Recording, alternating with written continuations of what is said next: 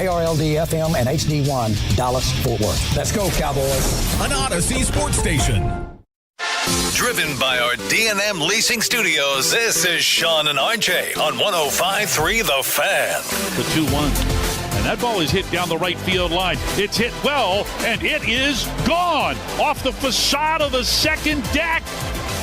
Evan Carter with his fourth home run of the year. He does add to the lead. It's 4-0. Matt Hicks with the call. Good morning, Metroplex. We are live with the Thursday edition of Sean and Bobby here on your home for Rangers Baseball 105.3 The Fan. Sean Sharif, Cowboys insider Bobby Belt. Choppy is out a few more days on vacation. Peyton Russell running the Odyssey app, the Fan Camp, Twitch, and YouTube. Well, you got to start talking trash about more hitters more frequently. I know. Boy, Josh Young, you sent him into a resurgence, and Corey Seager wakes up when he hears right off the bat. And he even says, I'll swing at a 3-0 pitch just to make sure that I prove Sean wrong. And Evan Carter, where I was like, I don't even think he weighs 170. And he torched that thing. Who can I pick on today? Yeah, Jake Berger. You said something about Berger. Berger got 2 hits last night. That's right. Asuna, McCutchen, Young, Seager, Duran, Nimmo. I'm trying to remember. Did you talk trash about Nathan Eovaldi? I mean, I said I was worried. Well, that's 2 starts in a row that if he could pitch against the Yankees every time, apparently he'd be just fine. A season high in innings and strikeouts for Nate Dogg. 8 and 8. 3 hits allowed, only 1 earned run. The ERA is still sitting at a 4.15, but one of the meatballs texted me a couple weeks ago when Nate pitched against New York here in Arlington, and he's like, we can never hit Eovaldi, and it proved true again last night. 6-1 Rangers. And it was so funny watching the first inning where they obviously get the Seager home run where he takes that hack at the 3-0 pitch, but it's like, even still watching that, I still came out of that first inning going, that will be the last hit of the evening. Because they are very early on, we're just like flailing it like, there's a slider, strike 3, there's another one, swinging it. And so it was like, all right, that's nice they make contact, but they had to swing at a 3-0 pitch, and otherwise that inning was about to be just complete shutdown. And we're going to see more. Then I think he struck out the next guy, like the first guy in the next at bat, and they managed to keep it going. There were a few different times last night. Evan Carter swinging on it. You got the in general, you had that, was it the 6th inning where they were kind of just chipping it a little bit and getting the sacrifice flies, and then it was the Seager kind of seeing eye single. So that's the way you get it done. I mean, that's what they need to do. They need to find some help with a couple bloops and some ground balls, and then they need the power to return like it did last night. Seager hits the solo shot in the first inning. Zeke Duran double scores Nimmo to make it 2-0, and then Carter makes it 4-0, and I was like, all right, I'm not settled in here, and I don't feel comfortable because the game before you were up 3-0, and we know what happened with that. Zeke then with a sacrifice fly in the 4th inning to make it 5-zip. Seager, another hit with an RBI single that gets through, but Nate Eovaldi wasn't having it. He was just too much. This is the exact way he was pitching last week against the Yankees, where it was just attacking the strike zone, and when there was contact, inducing pretty weak contact. I mean, he had the Judge home run, but that felt definitely like just a Yankee Stadium home run right there. I got a guy to pick on. Nimmo? Mackenzie Gore. Oh, there you go. Yeah, okay. Let's see if you're picking on works only for batters, or if we can get some pitching help here. Yeah, let's try it out with an 11:30 first pitch this morning, pregame at 11 o'clock here on 105.3 The Fan. And as a result, I couldn't tell whether Corey was serious. Is he joining Kevin Hagelin in the final hour today? Yes, he is. All right, so Kevin and Corey joining Sean and Bobby, 9 to 10 on DFW Sports Station. But Mackenzie Gore started off the season having me, and you know how much I hate to do this, giving major props to RJ Choppy because RJ was a humongous fan of Gore, and now here in the last 4 starts, he's made Bobby Belt look good. Looks like a more regular RJ Choppy take lately. Yeah, and I hate giving the credit to Bobby. So Mackenzie Gore, don't have me giving more credit to Bobby Belt tomorrow. Start picking it up with your 4.67 ERA. Who is the one that is the most painful for you to give credit to? Is it me or RJ? Oh, that's a good question. Because I think they're painful for different reasons. What do you think So I'm going to want to just bathe in it. Could you say it again, please? I'd love to talk about this. Where choppy will just be almost like there's kind of this annoying fake humility about it. Like, well, thank you. I saw it and I had to, and it's almost like I hate giving RJ the credit because it's like throwing darts. Whereas, he can throw out 10 random crazy things, and then he finally hits one, and the 9 or 10 just get laughed off with, I don't even remember what I said yesterday. I couldn't tell you what's in this email. I like giving Bobby credit because I think it helps the credibility of the show when he gets, insider info or a tip that's going to happen, and then that ultimately benefits me when the show is more credible. Oh, so you like when I get news right, you hate when I get analysis right. Well, yeah. When it's counter analysis, you don't like it. I hate when it's dug in point that you're just hanging on to. You're waiting. Now, RJ's always waiting for his points to be proven correctly. You're waiting for Masai Ujiri to fail or stumble as the new boss of the Mavericks. No, he already stumbled. No, he did. He took a 90% loss on that. So the Rangers get the very nice victory, 6-1 over the Yankees. Mackenzie Gore on the mound today, 11 o'clock pregame, 11:30 first pitch. Which there are times Mackenzie Gore's looked really, really good this year. Like you mentioned, that's why Choppy looked right at times. His whole season has been his career. He's the exact guy that you traded for, which is there are times you watch him and you go, holy cow, this dude's about to be an ace. And then there are other times you watch him and go, okay, this is why the Nationals were like, sure, we'll send him over. Yeah, the strikeouts went from 7, 9, 9, 5, 5, 7 to 3 in his last start. So let's go, Mackenzie. Let's go ahead and pick it up a little bit today. 11.7 strikeouts per 9 on the by far the leader on the team. NBA playoffs last night. Wembanyama, left wing 3. Wee-wee rattles that one home. 17 for Victor, 93-58. 10 threes on the night here for San Antonio. What was that? I cannot imagine that Victor Wembanyama approved this nickname. Wee-wee. Oh, wee-wee. Yeah, like wee, because he's French. Yeah, well, you got to say it French. Did he have to drop home behind it? This is wee-wee. Who is that? Who's calling that game?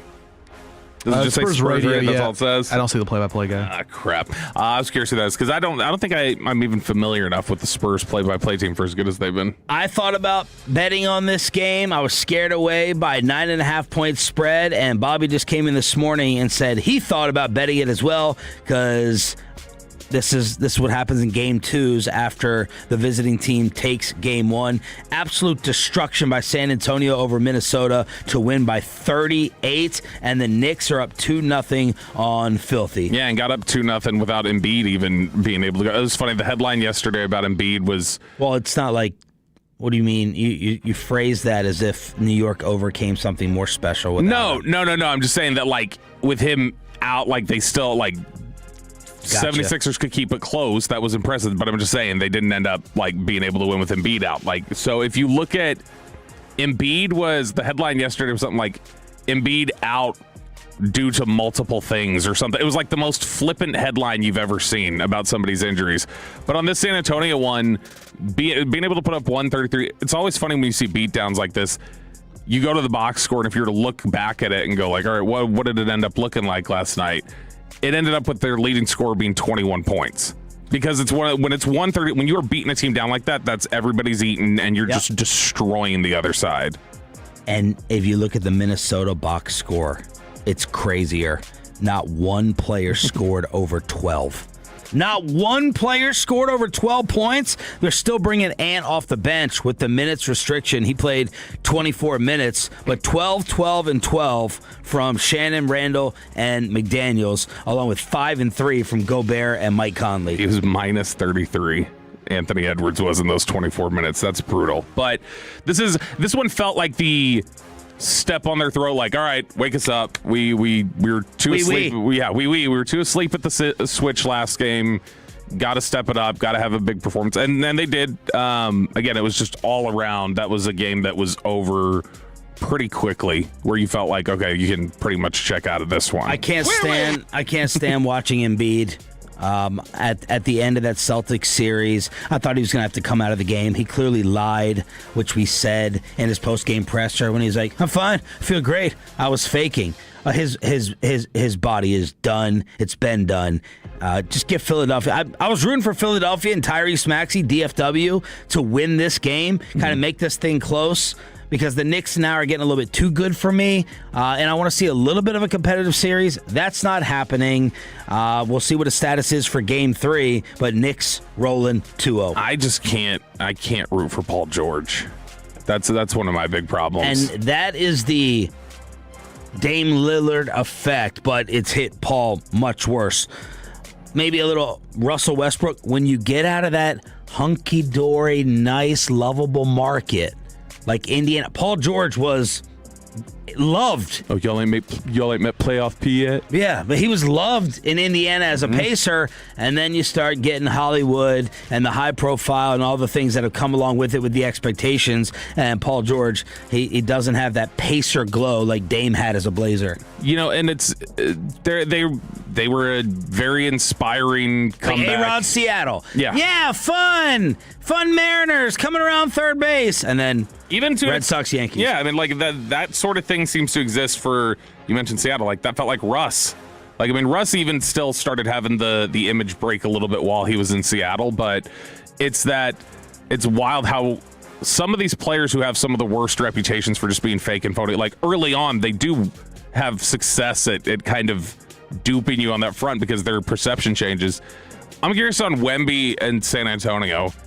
Do you like Wemby? Yes. Like you like his personality? Like it? Yep. I was thinking about this last night while there watching. was some player the other day, and he was asked, what stands out about Wembanyama, like personality-wise? And the player said, he asked me what air filters I use. That shows you where his brain and his mind is compared to everyone else. He's like, what's the filtration level? I'm trying. Every 3 months, every 6 months, what are you changing? I was thinking about this last night while watching him. I'm watching him, and I think to myself every time I watch him, I go, I hate him. And it's not because of the way he plays or anything else. I think if he was on a different team, I'd love him. But there is something about that Spurs uniform that when I see it, I'm like, well, why do you? That makes sense for here. No, I know, but I hate I think if I separated him, like I don't think I like Duncan somewhere else. I think I hate Tim Duncan regardless. Whereas Wembanyama, when I watch him, I think I just don't like that San Antonio had 20 years of Duncan as just, I'm the low-key superstar, and now they're going to have 20 years of Wembanyama doing that. Pepe, Bobby got you some extra steps this morning unnecessarily? Yeah, he lied to me. Again, he said, hey, he called me at like 5:30 and said, hey, I don't have my wallet. Couldn't find it this morning, which I'm like, okay, that's something Bobby would do. Child. He's lost his wallet before, so I believed him. And now I look like a fool because I walked all the way downstairs 5 minutes before the show, risked the show not starting on time. And Drake Toll saying a-hole again. And Bobby actually were you out for that? No. Drake Toll saying a-hole twice. Make sure the bosses get that email. Wow. Yeah, he said it 2 times. 8.1. Got you down. No, I was not lying. So here's what happened. You've seen our couch. So I'm on the one closest, the recliner there. That's where I do my prep. I sit there. My backpack is in the chair next to me. My wallet was sitting on top, and apparently when I was picking stuff up last night, I flipped the wallet into the bottom of the backpack, and so it was in my backpack, and I couldn't find it this morning. How your legs feeling? Burning Pretty good. up a little bit? Pretty good. I was worried about the elevator. It didn't work for Bobby yesterday, so I was worried that I was going to be a little late. Jake was going to have to run the board. Do you ever think... He would have loved that. Yes. Do you ever think, Bobby, the elevator stuff, the wallet stuff, do you ever wonder, why does this stuff happen to me more so than others? Oh, I know it does.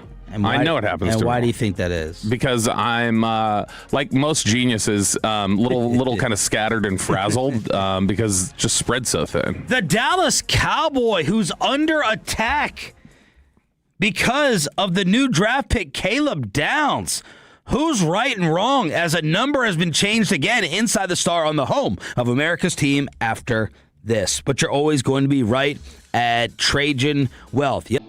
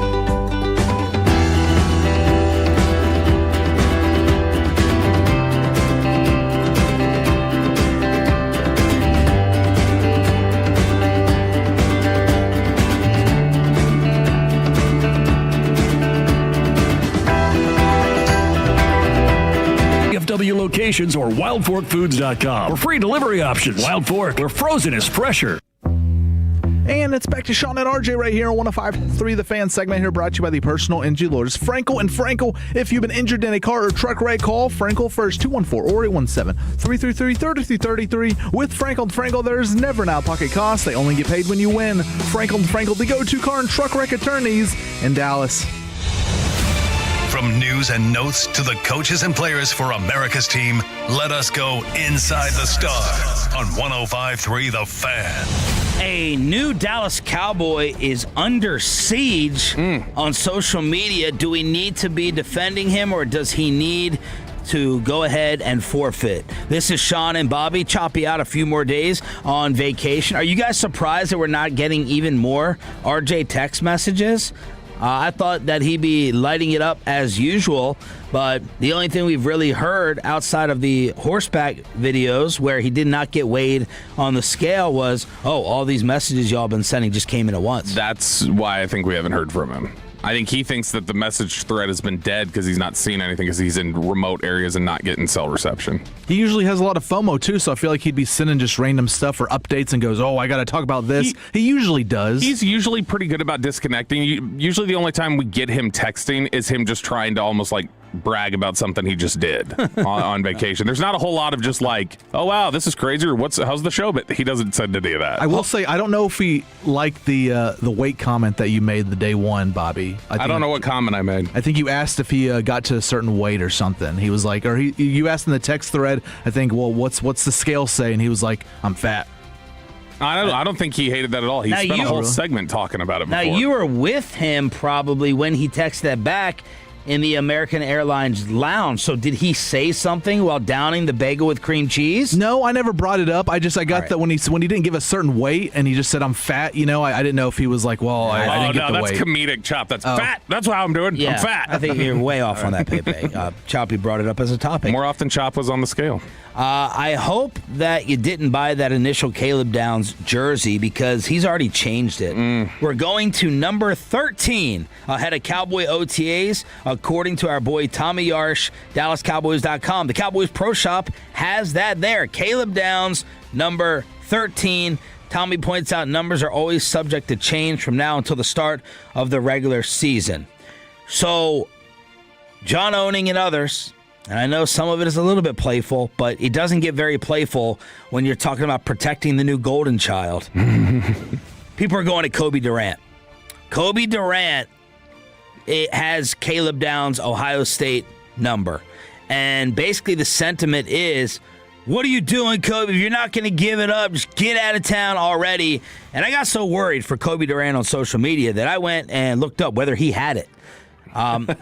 And this could be an instance of where if you want Caleb Downs to get his number because he's your new Cowboy Miho, if you know, you know, harassing Kobe Durant on his Twitter or Instagram, maybe it leads to him just giving it up versus a Caleb Downs negotiation. But I will admit, and I was a little bit, I didn't want to deal. I had my daughter's birthday yesterday, so I didn't want to deal with all this on social the rest of the night. But I did think, and I almost tweeted, yo, tough S. Kobe's a vet. He gets the number. This is the way it goes. If Caleb wants it that badly, he's got to pay up. But Cowboy Nation wants Durant to just give it up and let Caleb get settled in to his usual threads. I don't believe that he will end up being this way because we talked about what's being number 13. No, like what's the scale for his ability? 220 according to Choppy. What's his floor? What's his ceiling? That kind of thing. I don't believe this, but we talked about his floor could be he's Malik Hooker. Like that's if everything goes wrong and he's a little bit of a disappointment, that's what he is. Malik Hooker, when he came into the league, would have had people go, give Malik Hooker his number.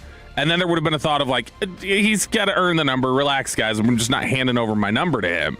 Same sort of thing here. And I think Caleb Downs would, if he's not going to pay for it, would also recognize, he may be annoyed by it, but he'd also recognize like, all right, whatever, got to earn it. It's a vet's number right now, even if he's a little irritated by it, which he clearly didn't like 18 if he flipped so quick to 13. But the weird thing about Durant is when I'm going and looking up his Rams photos, he's wearing 14. So it's not even like, I don't know whether he switched to 2 at some point in time, but that makes it even more irritating for the Caleb Downs fans. This isn't even a lifelong number for you. You came on over here and took number 2. You were 14 in L.A. Who was so? Let me look over there. Do they have a number 2 that's just no? Okay, that's a nobody really that has number 2. So I don't know why he didn't have number 2. Because I was just thinking like maybe he was holding on to that or waiting for that opportunity to be able to take 2. But he was 14 in college too at South Carolina. But I don't know why I picked 2. But unless he couldn't have 14 here, I have no clue. But because he's the number 2 corner. That's what it is. He's coming here to do that. I think I'd like to Caleb Downs fine if he wants to have 2. They should all be wearing 20s through 40s. This would all be fixed because all the college DBs wear single digits, and then when they get to the NFL, if they're wearing 20s, nobody has to worry about them not getting their number. It wouldn't be fixed if the 20-something number that Downs wanted was worn by Kobe Durant. But we wouldn't have such a that's been his number. Give it to him because 2 wouldn't be allowed to be taken here. You would do like I still say the number 1 number he should wear at the NFL is 20. That's what he should wear because that was Mike Doss. Mike Doss was 2 at Ohio State. Same sort of build. Ended up being a bust. Explain how your tism kicked in for this. Yeah, it kicked in really bad. So I've got really bad spectrum brain when it comes to football numbers and what you should wear and what I think, not just that, not your position, but what you as a player should wear. And I've got 20 as the top choice, okay, because Mike Doss looked like a badass safety, but he didn't play like one. He was 2 at Ohio State. He was 20 in the NFL, and he was same sort of build. He was like 5'10", 206 or something like that. So it's like, all right, that you get to close that up. I'd love that. I think 25 would look nice. It's nice, elegant, it's symmetrical look. Kind of looks like it's mirroring itself. That's a good one. 42 would be good. I want to erase the memory of Darren Sharper as the 42 safety that I'm aware of. 33 would look good as like a bang-bang number, but 22 would look bad. Can't have it anyway. 44 would look bad. So that's just kind of, in my head, I just think, what should you wear? When I was a kid, I thought of safeties as being back end of the 30s or early 40s. So I thought of like 38, 41, 42. That's what I thought of safeties being. Yeah. So it's hard for me to shake that from my brain. And I'd just like to see him not wear a single digit or not an ugly ass number like 13, which just looks like a broken 18. Is there anyone on the equipment staff, secondary coach who gets involved here and is like, Kobe, this isn't going to be great for you, or you just go ahead and let them settle it out if Downs wants to bring out the wallet? Hell no, the talk is to Downs. It's not to Durant. The talk is to Downs of like, tough. you either. Is that how you feel about it? Yeah. Like, and you're not like, come on, Kobe, just give it up. No. Like I mean, he there's the whole routine of you carry the pads and you do different things. Like there's tradition within the NFL and within NFL locker rooms that all of them are going to go, I had to do it. You got to do it. Yep. And so, like, if you want that number, you either pay up for it, like Brandon Nimmo did with his Rolex watch that he gave out to somebody who, I mean, how many games had he played? Like, he was in Major League Baseball for like half a season when Brandon Nimmo gave him that watch. So, yeah, I think the talk goes to Caleb Downs that says you either pay for the number or you tough it out. On the fan text, 877-881-1053, 806 says you could wear number 11 because it looks like a Roman numeral number 2. 682 says Caleb Downs should wear 28 in honor of Woody to start the tradition like 88. 903 says he should absolutely give up his number 2. And 817 and 214 both say, why didn't Downs just do number 22? Well, because it's Emmett's. And that's the thing. It's a weird inconsistency about the Cowboys. They want 88 carrying on. They want 94 carrying on. They do not let you wear 8. They do not let you wear 22. They'll let you wear it in training camp, but 12, for instance, Staubach's number has never been given out. They don't officially retire it, but I don't think there's been, if there has, it's only been a handful of people that have worn 74. Bob Lilly's number doesn't get handed out very often. And so there's some of them are like unofficially retired, others that they're like, this is a legacy. I think Woody's one where they generally don't want to give it out. Friend of the show, Ross Tucker, was on the G-Bag Nation yesterday talking about the Caleb Downs impact. Well, so I was really surprised he didn't go until 11. I thought, I had several people tell me they thought he was the best football player in the draft. Now, there's always a discussion about positional value and how much the safeties make versus like an edge rusher, and we can have that conversation. And there's also, the idea of how much upside does he have physical ability, right? He's not the Arvell Reese or the Sonny Styles or some of these other guys. But, man, he looks to me like I would not be surprised if he makes the Pro Bowl this year. He has uncommon instincts and football intelligence. And the longer I'm around it and the more coaches I talk to and just the more ball I watch, linebacker and safety, so much of those two positions are just your brain and how you think the game. And this kid for 3 years was way ahead of the game. I mean, I did his game for CBS, Alabama Ole Miss, when he was a true freshman against Jackson Dart and those receivers, and he was already one of the best defensive players they had. The point is the kid is a prodigy. And if you look, if you read any of those books, the guys that are always prodigies, they tend to be prodigies. So I think he's going to come into the NFL and make some major noise right away and help make that entire back end be better. Yeah, it's interesting. He is talking about it. Prodigy is a good word for it, and I hadn't thought of it that way. But he is. I thought of it. I just didn't say it. That's sort of how the game has talked about him. The fact that when we played the clip from Eric Ellingworth, their Southeast area scout, he's saying, I was hearing about him as a senior in high school, like this dude is going to be the next one at safety in the NFL. Like the fact that chatter exists, that's a lot to live up to, and he's lived up to it every single step of the way. And Ryan Day, who's the head coach at Ohio State, he certainly believes it. So over to ESPN, they did reached out to various college coaches for give us your thoughts on the draft, where guys went, who you think got steals, various things like that. And Ryan Day wanted to give feedback on the Caleb Downs pick. And he said, I don't think there was any doubt that he was a generational player talking to different clubs. The feedback we got in his interviews. Watching the draft year in and year out, you see certain things that kind of make you look at things sideways. Just sitting there as a coach, when you see some guys come off the board in front of somebody like Caleb Downs, it just makes you think, I wonder whether they're going to be regretting this in 5 to 10 years, looking back on this draft and if they have those regrets. But I know the Cowboys got a great one. And that's exactly what every single person, every step of the way, Saban, Ryan Day, Matt Patricia, NFL teams, they all talk about him the same way. It's just sounding like Quentin Nelson in the secondary. Yeah. Like, it's a locked-in sure thing. That's the way it sounds. Which it's funny. There's also because it was so hyped up for Quentin Nelson, not that he was a disappointment, but it was just there was no way to blow away expectations. It was like, yeah, you're the guy that we said you'd be. I think there's a little bit of that with Caleb Downs that could end up being in play, where it's like, yeah, Downs is just the guy that everybody said he'd be. There's a ton of pressure on a guy like Downs because there's no room for anything less than the expectations. I think it's going to be harder for Caleb than Quentin. Probably. To match it. Because you have to make more exciting. The ball's got to find you. You got to be around the football. Quentin wasn't supposed to save one side of the ball for the Colts. This is the most prominent team in the National Football League, and Caleb Downs is supposed to save one side of the ball. How to avoid getting your PS5 snatched, and Peyton has found the strongest Johnson in the world. It's the payload of the 6 a.m. club after this. Chosen by the people, feared by the insurance companies. It's Frankel & Frankel, and I love their motto.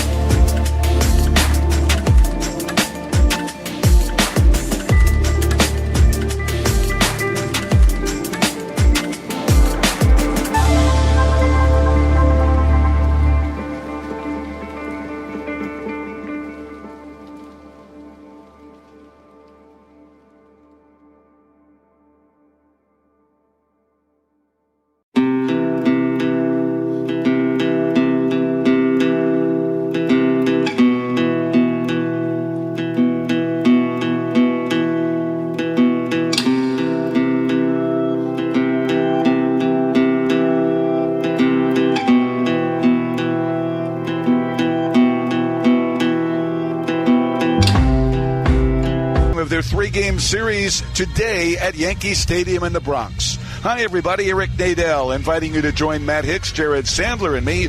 Broadcast time 11 a.m. this morning on 105.3 The Fan and the Odyssey app.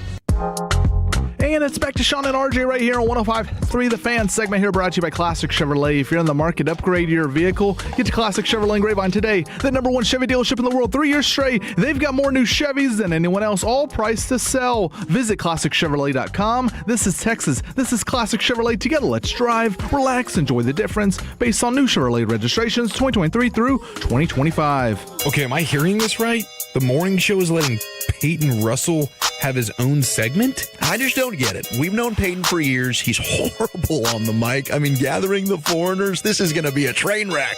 Daddy does work, and Peyton just does board hopping. That is right. It is Thursday, 6:40. It's time for the payload every single Thursday at this time. And guys, Sean, I'll start with you. Mother's Day this weekend. Big plans? What are you doing? Well, I told my wife that she should, and this is inspired by Tolo Chris Navarre, one of my all-time big social losses that I took. We were sitting in Nobu one night, and this guy comes up. He's like, Tolo, man. I was like, oh, what are you doing here? He's like, I'm just dropping off my wife here at the hotel. And I was like, oh, really? What do you mean dropping her off? And he's like, Mother's Day. She's staying in the hotel solo. And I was like, why? And he's like, to get away from the children. And I think Amanda, she may have been pregnant or was about to be pregnant, maybe later on that night. I don't know. Here's your present. And I judged him. I judged Tolo Chris. And I was like, man, childhood, fatherhood, parenthood can't be that bad. You guys are kind of soft a little bit. You know, you guys are weak for this. You know, I had some Dana White toxic masculinity, toxic stupidity running through my veins. And then Tolo Chris has heard me talk about parenthood here on the air, and he'll randomly send that text. Need that hotel room? Need that hotel hookup? So I told her, I said, go have a girls' day, go relax, escape, get away. And then the in-laws came over yesterday to celebrate Ava's birthday, and I was like, all right, let's all go out Saturday. So I think I just erased my wife's girls' day, but she wanted to go see a movie with her friend Melissa, and I was like, do something. What do you mean a movie? Like, go rage, do it up big time. Like, go out. Now Naps. maybe Moms like naps. Yeah. Now maybe the movie was just a part of the rage. Be able to just put your head back. But there was some old school movie that is coming back out, or a part 2 that she really wanted to see, and now it's going to drive me crazy. But that is what I had suggested. And our Mother's Day Saturday celebration, no Sunday stuff in the Sharif house. Kristen work day. Kristen turns. Oh, that the Double down. Wears Prada 2. Oh, that's what she wants to go see. Kristen turns that down. The whole, like, I've offered that before. Like, do you want to go, like, just go get a hotel and you can go do like spa day stuff or whatever? And every time I've suggested, she's like, no. She's like, I don't want to be like by myself on Mother's Day. And I was like, okay, I'm just putting it out there because I thought that'd be something you'd want. Yeah, my mom hates celebrating it. I mean, she just wants, like me, my brothers and my dad, to obviously, just, if we're out of town, which my brothers, they live in different parts of the country. So as long as they call her and just tell her Happy Mother's Day and want to talk to her for a little bit, if I come over, because I'm only 15, 20 minutes from my parents' house. So I'll go see her Sunday, get some gifts. I was out of town this past weekend, so I got to do some last minute Mother's Day shopping this weekend. So Saturday I'll probably have to go grab something. But text in 877-881-1053. What do you do for Mother's Day? Or if there are any mothers listening, how do you like to celebrate Mother's Day? But guys, Wild Fork, I'm not saying this to be a shill. Wild Fork has saved me with the gifts now. Because rather than schedule some weird flower delivery, and I don't know how they're going to last or what grocery store they're coming from. Fortunately, my mom and my aunt, they love their protein. So get a Wild Fork package that's just as good as the flowers. Well, if your mom has a cat at all, do not throw your mom's cat, or she'll make you break your PlayStation 5. There's a viral video going around on social media, Twitter, Instagram, everything, of a mom forcing her kid to throw his own PS5 on the concrete ground outside, all because he decided to throw her cat around the house. Here's the audio as the mom was recording her son, who is about 6 or 7 years old, just bawling his eyes out. With your PlayStation 5, how you picked my cat up and slammed it on the ground multiple times. Ooh. Do it. Now pick it up and do it again. Oh, man. Wait a minute. Hold on. Let me move this for you, baby, so you know it's real. I I want you to raise it up on your tiptoes and slam that bitch as hard as you can like you did my motherfucking cat. Pick it up and do that shit again. I don't know if I can handle Since it. you got anger issues, we gonna fix them today. Pick it up and do that shit again. This is your punishment. Now pick all that shit up. Reasonable? No, I think it's weird to film it. I think it's weird to film it. If the kid's slinging and slamming cats around, that can sometimes lead to some darker stuff later. Well, when I first read this, I was like, okay, but I assumed it was like one drop. This is cruel. This is cruel and unusual. Pick it up again, the cursing, all that. She has to be getting annihilated and destroyed on social media, which she deserves. It's usually split, I feel like, on these sort of things. Half of them are going, this is like abuse, and then the other half will go like, pick it up again and spike it? Do it over and over again? Yeah. A lot of people will be like, yeah, absolutely, 100%. Make him do that. I mean, this PlayStation's in pieces, and they're not expensive. I bought one a couple years ago. They are expensive, right? Yeah, they are expensive. $500 these things are still going for. Target, wherever you can get them. But yeah, and so, I mean, that's just, I mean. What's the lesson here, kids? Cats suck. Get a dog. Kristen hates whenever and she like made me stop after a while. If they were like getting worked up, fighting over a toy or whatever, I'll be like, I'll just throw that toy away. Like, I'll say that. She hates that because when she was like 5, she got scarred by her dad coming home all mad about something, and they were disobedient. So he was just like, all right. And then he went and like got a trash bag and he threw all their toys away, every single last toy. And so she's like, that scarred me. You should do that. Her? No. All right, never mind. Now, for those wondering, there is an update on the cat. The mom saw the traffic and comments she was getting on social media, so she was like, you know what? Let me see. She saw someone comment about the cat. Is the cat okay? Let's see the cat. Yeah, let's see your cat. The mom posted a video of the cat having a slight limp when walking around the house. So for anyone worried about the cat, it sounds like it'll be fine there. So. It's got a slight limp. If the cat's limping, that 6-year-old had to sling that cat around pretty hard. Yeah, poor kid though. Poor kid. All right, is the payload? That's social media. Let me see the cat. Is the cat okay? Cats can land. They land on their feet. They land on their feet. If it was a dog, I'd be asking the same question. Well, let's see the dog. I don't care about the kid, the PS5. Peyton would think this is a reasonable punishment if it was a dog. Yeah, you don't want to throw the dog. The dog would attack you, probably hurt you a lot. The cats wouldn't do that. You ever popped any of your dogs like on the nose? You went pee there. The opposite of what the Choppies do, since they're upstairs, is just filled with number 2 from the dog because they won't discipline Looking it. like Peyton's vacation. Well, it's Mackenzie's dogs, technically, but but your dogs that you grew up with. Because I've had some where they all of a sudden they start fighting, and it's not like playful fighting. I'm like, guys, stop it, and I'll have to slap one of them on the butt to get them to stop. But I felt bad about it, so I said I was sorry. But I've never done anything more than that. But guys, tell me if you've heard someone do this before. This is John Stevenson, who was raising awareness for prostate cancer by pulling a 2-ton French police car 131 feet with not his hands or legs, but instead his man part that you go pee out of.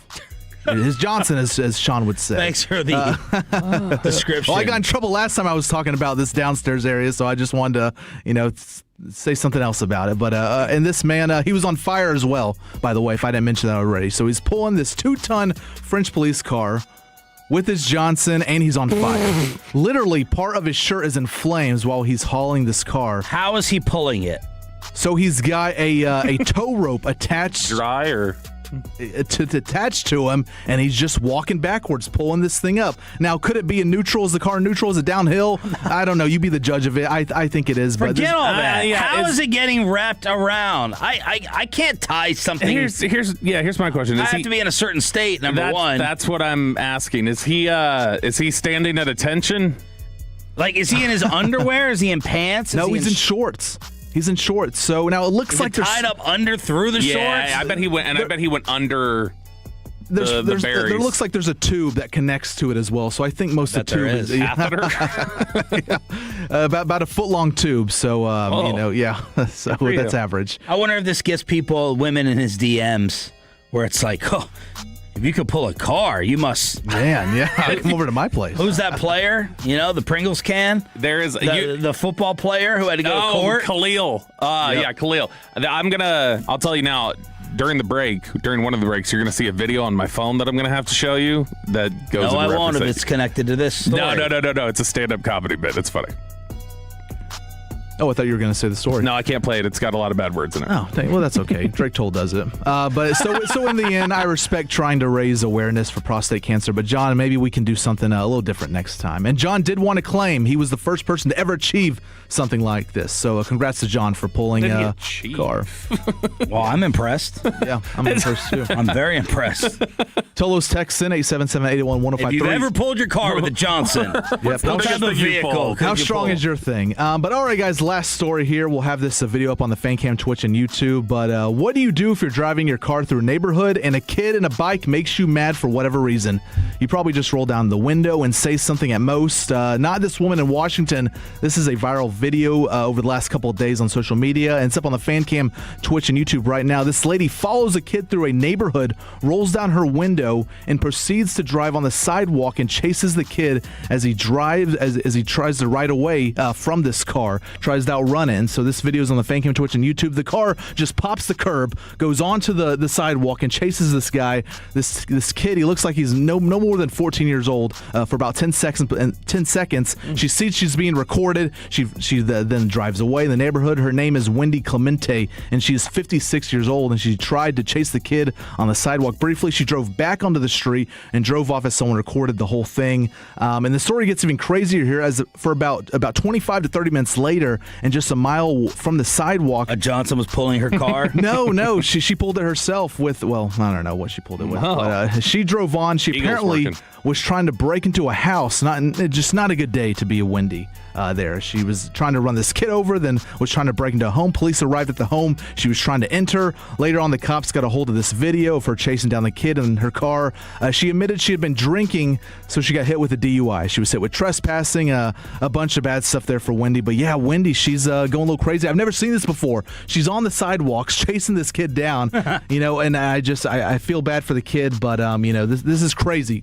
What did the kid do? Why was she chasing the kid? He was in a dirt bike. He was probably riding around too loud or something, and she just got mad about him riding around the neighborhood. I'm trying to think it was justifiable. Now, doing this is a little extreme, but what if you caught the kid like egging your house? What if you caught them like smashing your mailbox? I doubt it was. I don't think this is the Hollywood actor Reacher. Is that Jack Reacher? Jack Reacher. I don't know if it was the dirt bike engine that set her off, or she was wasted out of her mind, which sounds like was the case. But I'm like, at my old house, there was train tracks. Did you ever go to my old house? Yeah. We saw the bullet holes in the window. Yeah. Oh, that's right. I remember that. Yeah. And that's what I was looking at was the window. Yeah. And this crackhead was up on the train tracks picking up random rocks and throwing it at my house. And I heard one hit one of our windows, and I sprinted to the garage. I got in my Jeep, and I raced out of the driveway. And my wife is yelling and screaming at me, "What are you doing?" And I found a way to get up the hill on the train tracks looking for this idiot. So I'm trying to put myself in this cracked out mom's position. There's sometimes some of these kids get so like, what are you going to do? What do you like? Ooh, I think a lot of adults have moments where they're like, boy, you're the one that's going to get me in trouble. The National Football League looks like they are avoiding referee disaster. Mike Vrabel and Rossini are not, as we have another story, and horse racing is screwing things up again. All of it with Sean and Bobby after this. Now on camera, and looking like they just rolled out of bed. See for yourself and subscribe to the Fans YouTube page.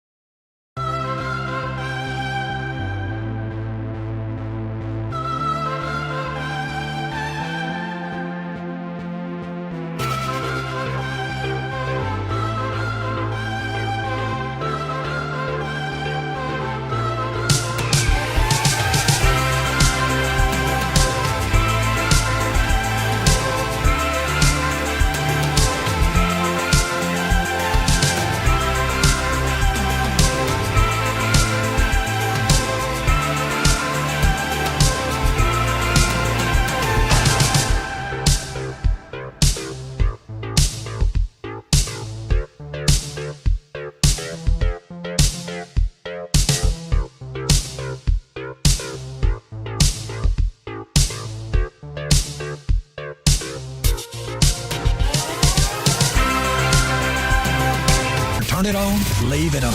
Home of America's team is 105.3 The Fan. Go low, baby. KRLD-FM and HD1, Dallas-Fort Worth. An Odyssey sports station. Driven by our D&M Leasing Studio. This is Sean and RJ on 105.3 The Fan. 3-0 upland. Seager swings and hits one high and deep to right field. Aaron Judge is back. He's at the wall. That is far. It is gone. Corey Seager with a towering home run. That's the way to come out of a slump. He gives the Rangers a 1-0 lead. Seats empty last night in New York. I don't know how cold it was. Obviously, the rain hit later on. It had Bassick suggesting that the Rangers just forfeit their at bat in the top of the ninth to go back out and finish it up in the bottom of the ninth, and that would have easily gotten done because Nate Eovaldi, season high in innings and strikeouts, 8 and 8, and Corey Seager hits the solo shot in the first inning. Good morning, Metroplex. Thursday edition of Sean and Bobby. Choppy out on vacay rest of the week. Going to try to get you to your weekend as quickly as possible. Here are some of the things that the Rangers overcome. Jared Sandler sending me notes. Seager's struggles with four-seam fastballs this year have been odd. He just homered on an elevated four-seam fastball. That is a good sign. Zeke doubled home Nimmo to make it 2-0. First time all year that Will Warren had allowed more than 2 earned runs in a game. 3 straight games with an extra base hit for Zeke Duran. And then, Bobby, these are notes that you would be proud of, that you can usually dig up. The Rangers have multiple home runs over the fence. Because the Evan Carter. The Evan Carter one's going to keep that going. Rangers have multiple home runs over the fence in the same game for the first time since April 15th. Let me say it again. 2 legit out-of-the-park home runs in the same game. 2 for the first time since April 15th. And one more note, Rangers 4 for 4 in challenges last night. They were only in the 4th inning. 4 for 4. I wonder if they'll start judging umpires off challenge percentage. That might be. See, I would think they would. Shouldn't they have been judging that already? Like whether there's a challenge or not, shouldn't they just be judging based on how close were you on the tracking? I would hope so, but I mean maybe they don't, because I mean they've got such a strong union too, the umpires, that it's been really hard to eliminate even bad ones who are super contentious. But yeah, maybe, I mean, if there's enough public displays of here you see how frequently they lose, then you might get that. Is that normal, Aiden? Is that a normal cloud or smoke over there through the window? I was like, what is that? I'm like, that's something. Is this fog? Is that a power plant? No, that's big ass cloud. Sorry, squirrel moment. No, you're caught my attention. You mentioned that Seager struggles with the fastball, or the struggles that he's had with the fastball. Did Jared give the numbers on there? Okay, this is for his career, his batting average against fastballs.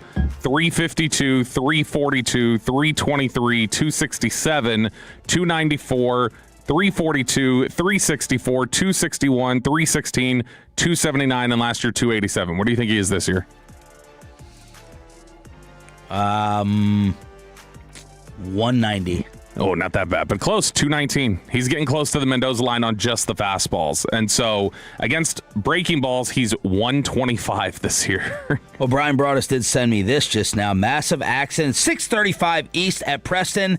Back up to 35. Avoid. He texted this like a true traffic reporter. Massive accident. Is that weird, Reba? Am I crazy? Is that just live from the cloud? fan shopper? It's Brian Broadus. Massive, and he put periods in all the traffic-y statement places. Massive accident, 635 East of Preston, back up to 35, period. Avoid, period. When you do the talk to text, do you speak the punctuation? Yeah. You do? Kristen does too. I wonder if that's why it's so like that. He may be a talk to text guy. Speaking of referees and officials, the National Football League solving what would have been a massive, massive problem. Yep, it looks like the NFL is going to actually have their officials. They did learn. They were flirting with this for a little while. That, you remember, it was, God, how long was that now? 2012 or so? It feels like it was 13 years ago now, something like that, where they had their referee mishaps, where the referees were gone, and then you had that awful ending to the Packers-Seahawks game with the terrible ruling. These replacement refs did such an awful job that when the officials finally returned from their dispute with the league, then they were like standing ovations in NFL stadiums, and it made everybody realize, like, oh, okay, maybe these guys aren't so bad at it. But enough time has passed, and the NFL is starting to think again, maybe we can get by without this. So they've been having some tough negotiations with the NFL Referees Association on some things, but ESPN is reporting that negotiations now on a new collective bargaining agreement have progressed far enough that the union has scheduled a ratification vote for Thursday night. Sources told ESPN on Tuesday, when formally approved by both sides, the agreement would avoid the need for replacement officials this season. The existing CBA is set to expire May 31st, and this is something that the NFL was getting ready for. They had already started lining up replacement officials, getting ready for training and different things like that. And it's like, you guys are just... There's sometimes where that power seems to get to the NFL's head a little bit and thinks they're just so untouchable. Yeah. This is one of them where it's like, just learn from what happened last time. Don't let that happen again, because that was so bad for the league. I think I'm getting close to being over the Vrabel-Rossini incidents. Not updates with what happens with Vrabel or what happens with Rossini's career, but everyone has basically gone through their phones, their reservations, and their appointment list to see over the past 10 years if a Mike Vrabel or a Diana Rossini was ever inputted into their system. Every restaurant is checking reservations. Every hotel is checking rooms to then take it to TMZ and say 10K, 15K, 5K. And yesterday, it was a private boat company. And they have Vrabel and Rossini. Mike Vrabel! TMZ says while she was pregnant, I'm sorry. They may have been. Not they. While she was pregnant, rented a private boat together, just the two of them, back in June of 2021. And they went back and they looked at the sheet that you got to sign, right, for permission and safety. She was pregnant, according to TMZ. The source says there was no visible PDA before they departed. They appeared cautious about photos being taken. She declined to pose with the staff. He agreed to take one. Here's a picture of it, but asked that no images be publicly posted. So they got him on a private boat charter. Yeah, I guess there was a statute of limitations on that request not to share these photos. Yeah. Did you see the picture of Vrabel or her taken? One of them. The old Patriots logo. Yes, it's so Vrabel's bad. taking the snap from her under center. That's good. It's hilarious. And then someone reversed it to Tolo and said, "This is more accurate, am I right?" This is him taking or giving the snap. This is like there's no question left. Is this the thing? The only thing I think that can get him out of there is because now it feels like these things are being like strategically released, and I think the only thing that can get him out is the continuing news cycle or something really, really big happening when they get ready to open up training camp. He needs Travion Henderson to tweet again. That's what he needs. Yeah. Or needs like Diggs. Diggs not getting convicted kind of threw off their plans maybe a little bit. That could have stolen some headlines. But this is such a, if there was any question from either spouse about, well, maybe I believe what they were saying about that whole Arizona, that's got to be out the door at this point. Because, I mean, it's every time there's a new story of them together. I know, that's what I'm saying. Like, there's no question, though, of, like, you can't lean on anything anymore. Yeah. They seem like they're in love with each other. It does. It doesn't seem like an affair. It seems like what Dave Portnoy said, 10 years they'll be married to each other, it feels like. Yeah, no, that's the thing. Is that, like, I saw somebody had said this not long after. They're like, this isn't an affair. This is a woman having, like, a whole other life. Like, this is her having a secret life, basically. And, I mean, the fact that, where is she when she's telling her husband while she's pregnant, hey, I'm going out for a few? Where does he think his pregnant wife is just off by herself, like, doing? Like, I mean, the pregnant, like, note about this whole thing is just sort of wild. Just like, that feels like love. That feels like love. Was it the first trimester? Doesn't that feel? Was she showing? Doesn't that feel like love, though? I'm going to go have a boat ride with my pregnant mistress. I think they're in love with each other. That's what this is. I'm now, go find me the odds on whatever Kalshi or whatever else the futures market on, them ending up married, because that'll happen. RJ Choppy would be furious this morning because this now makes another year. And Brian Broaddus is listening. Maybe he's mad as well after his Kentucky Derby preview because the Derby winner is not going to be running in the Preakness. They screwed up again. This sucks. I'm not taking the 3 minutes out to watch the race anymore because, I mean, it's sort of lost the luster because it's clearly lost the luster for the actual horses. And then the trainers are just like, nah, don't need to participate. What's the reason for it? Well, they're always going to point to, the health and the well-being of the horse. The horse needs a little bit more time following such a tremendous effort. His health, happiness, and long-term future will always remain our top priority. And I think Choppy had said... Is Adam Silver running horse racing? Right. And I think Choppy had said they had even brought us correct if this is incorrect. They had even pushed the Preakness back a week to give these Derby winners more time to be good to go to run. Because Golden Tempo is now the third Derby winner in the past 5 years not to be entered in the Preakness. That's awful. That's terrible. It's the 6th time in 8 years the Preakness is going to happen with no chance of a Triple Crown on the line. And now, unless I'm at a bar and it pops up, I will make zero extra effort to watch the Preakness. Yeah, and I guess it's not a sport that I wouldn't guess that's like super reliant on like, look, we have all these sponsorship dollars tied up in horse racing, like the TV revenue we need. But I got to think if you're NBC, you're a little annoyed.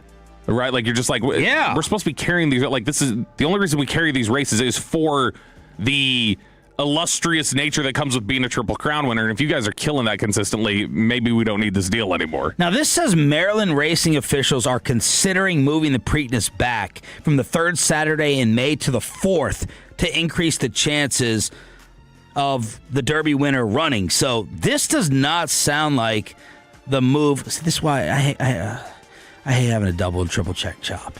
I thought he was talking like that was done in his email. It's like it's when he did the whole little. You know where hangover came from? It's because when they were so drunk back in the day, they would literally hang people over a clothesline, and then we Googled, and it was 20 seconds. That said that's not true. With Liv being shut down, 2 RJ stories right here in the spirit of Chop and his vacation. With Liv being shut down basically, and the PGA not welcoming back Bryson DeChambeau, he's threatening a leave to YouTube. This is such a. We've heard of these various individuals who've gone like, I'm going to grow my podcast platform, or I'm going to grow my YouTube, or I'm going to do something like that. We see that all the time with broadcasters and various folks. We have not seen this yet with a professional athlete. Maybe this is the future. But if Liv Golf, this is from ESPN, if Liv Golf can't survive beyond the season without Saudi Arabia's PIF purse strings, 2-time major champion, got you down, Bryson DeChambeau said Tuesday that he's prepared to grow his YouTube channel and play in tournaments that won him. DeChambeau, 32, said he had some conversations with the PGA Tour, but not specifically about what his potential pathway back to his former circuit might look like if Liv folds. But he said that he's prepared to just go ahead and grow the platform that he has on YouTube. Trevor Bauer has put together a really big YouTube presence where he explains super intricate details about pitching, and he does these kinks. Oh, yeah, he does these tests of. Let's pitch a baseball from every decade. So I've got a 1920s Major League Baseball. Let's see, and he goes through talking about I kind of like the grip. You can get more spin on this. I see why this baseball. So it's just cool behind the scenes stuff. So if DeChambeau's going to do this, cool. But yeah. I mean, are we going to see more athlete? Is Trayvon Diggs going to end up starting? All right, I'm just going to grow my YouTube platform and do videos there about that. People like that kind of content. Why the major hurdle, though, in just getting Bryson back to the PGA? I don't know. Maybe somebody on the fan text knows more specific hurt feelings that exist, because the only one that I think of as being no chance would be Phil. Because they suggested that they're prepared to hit him with severe penalties if he wants to come back. Just drop it. I know that there was battles and contracts, the PGA benefits, obviously, with Bryson DeChambeau going back. He was one of the 11 who sued them later that year, saying it's, a monopoly. But he did withdrew the lawsuit in May of 2023. But just go ahead and drop everything and get DeChambeau back. Because you've seen, they do not on the PGA Tour or at some of their courses, they don't like anybody trying to put them in their place or tell them what to do or anything else. They want to be in control. It's the same sort of ego power that existed with the NCAA forever before NIL, where the NCAA was going to make it hurt every chance they could. 877-881-1053 to hit us up here on Sean and Bobby. It's DFW Sports Station. I gotta unload all my basketball stories, including the Mavericks number 8 pick and Kyrie Irving. I'm going to try to be the cock of the NBA like I masterfully am in the National Football League. We go commercial-free in the Expressway with the Neighborhood Watch after this.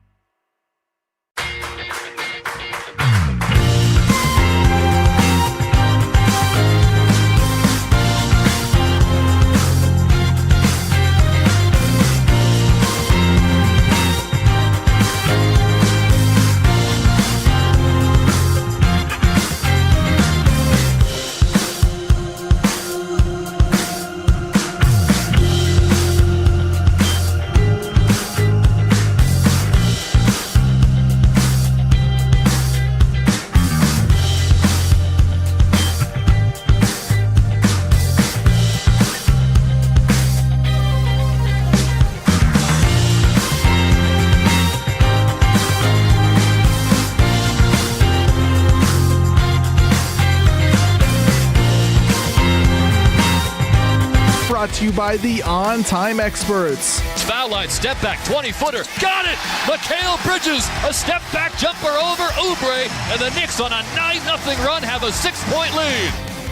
That was the call last night in the association. The Knicks take the 2-0 lead after Embiid missed it. Shocker. And the Spurs destroy the Timberwolves to even up that series at 1 apiece. Good morning, Metroplex. Chantry, Bobby Belt with you the rest of the week, along with Peyton and Aiden running the Odyssey app, the Twitch, Fan Cam, and YouTube. So I'm asking for your help because I obviously have mastered compensation in the National Football League. But in the NBA, Anthony Davis, he threw me off. Luka Doncic, he threw me off. Bassick is blowing me up in commercial breaks saying Anthony Davis is not going to get back a first-round pick. We really have to move on. He was...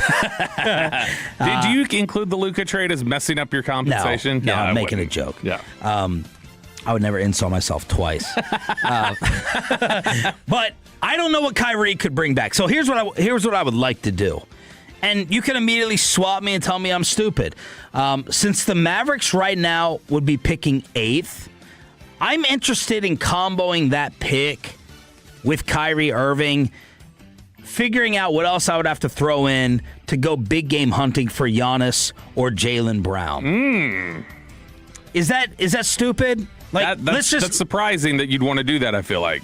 Well, if you told me I was at 6, if you told me I was at 5, if you told me I end up there, I'm saying no. But, and again, you're going to get all-stars and you're going to get, great players outside the top 6. I'm letting Jamal Mashburn be seep into my mind too much when he's like, this is a, draft with the top 5 or 6. And Cooper Flagg couldn't even break. But if you end up at 8, or, God forbid, even worse, if I took that, combined it with Kyrie, what could I get back? I'm asking for NBA cock assistance, king of compensation, on the Franklin Franco fan text. And I don't want to be an unreasonable Mavs fan. When I first started here, Choppy is like, oh no, you got Mavs fans who are thinking that they can trade Josh Howard for Dwight Howard or Carmelo Anthony. Like these ridiculous proposals. Dude, I don't want to be guilty of that. The fan text yesterday when we were talking about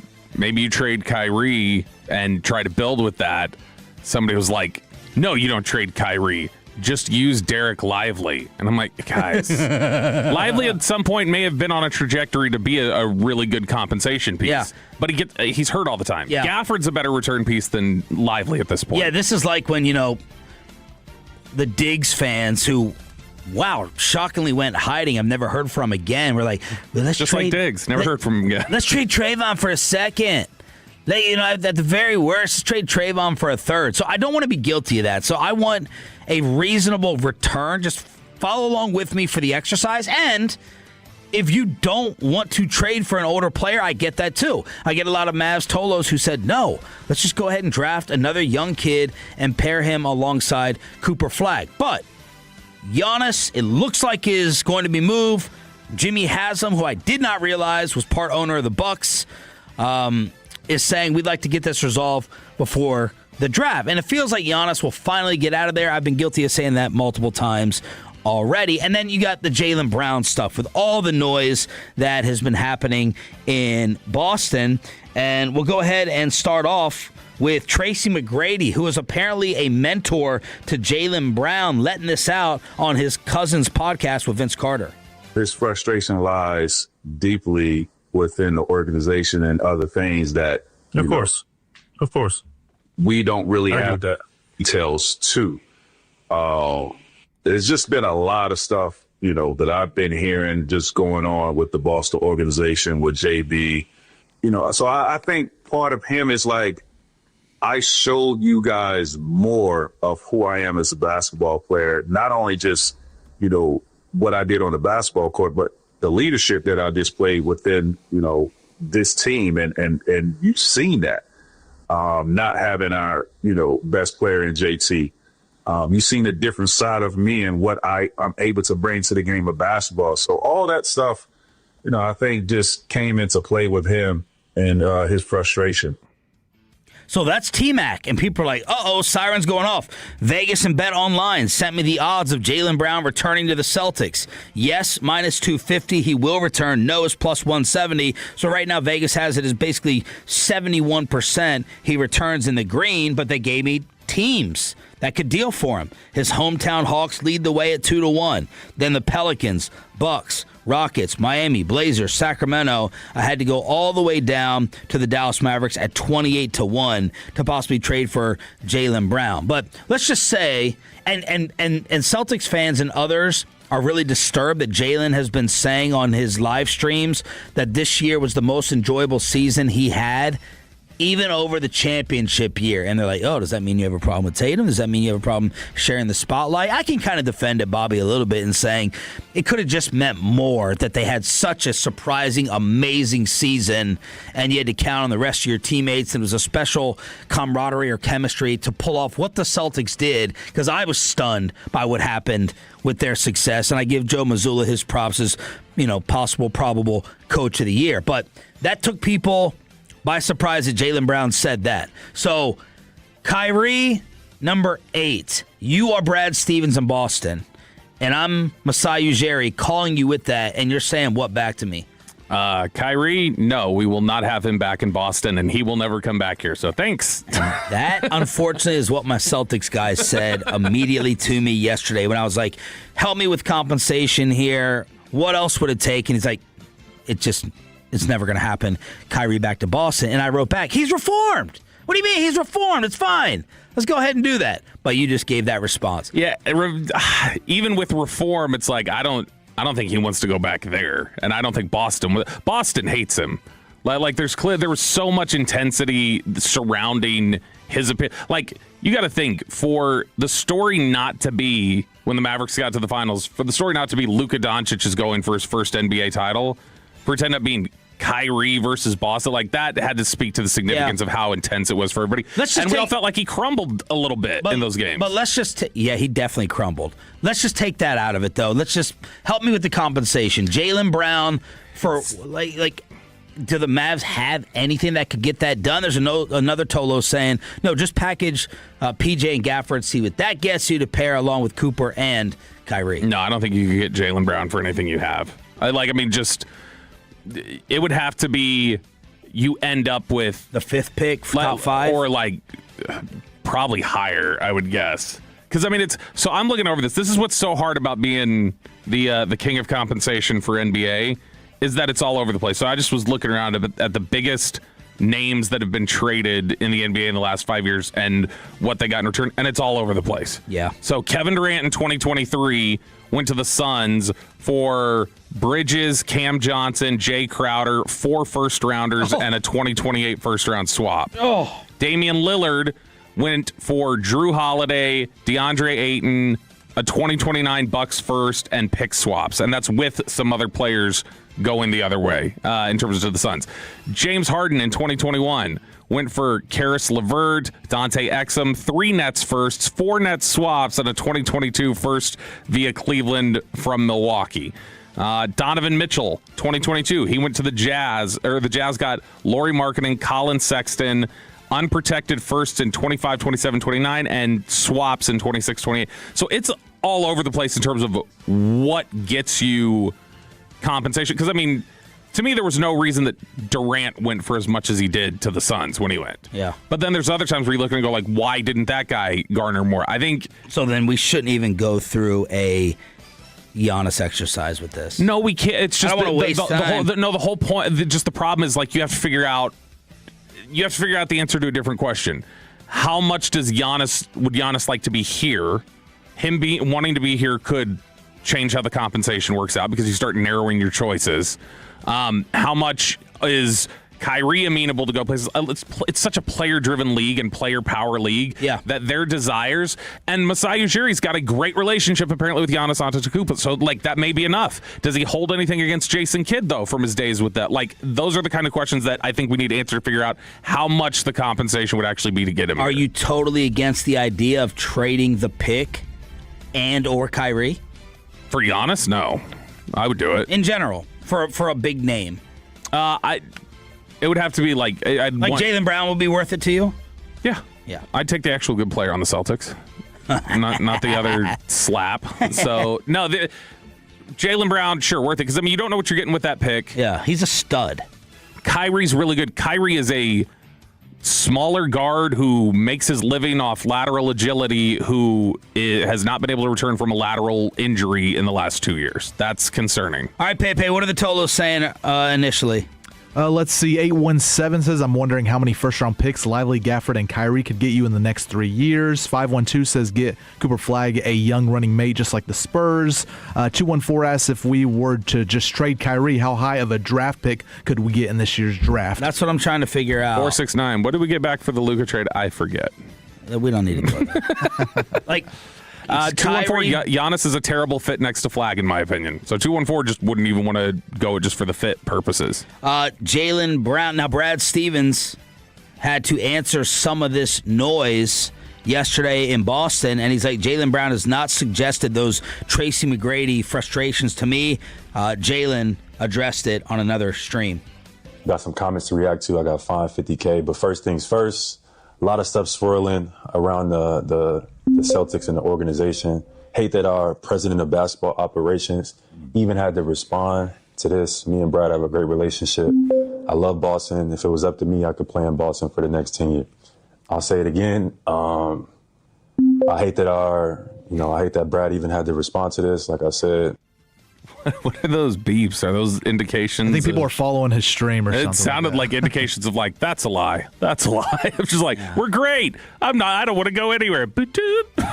So he's saying, I'm good in Boston. I can play here 10 more years. He got fined $50,000 by the NBA for calling out the officials, which was a ridiculous take by him. You weren't crying about anything until y'all choked away the 3-1 lead. And he also called Joel Embiid a flopper.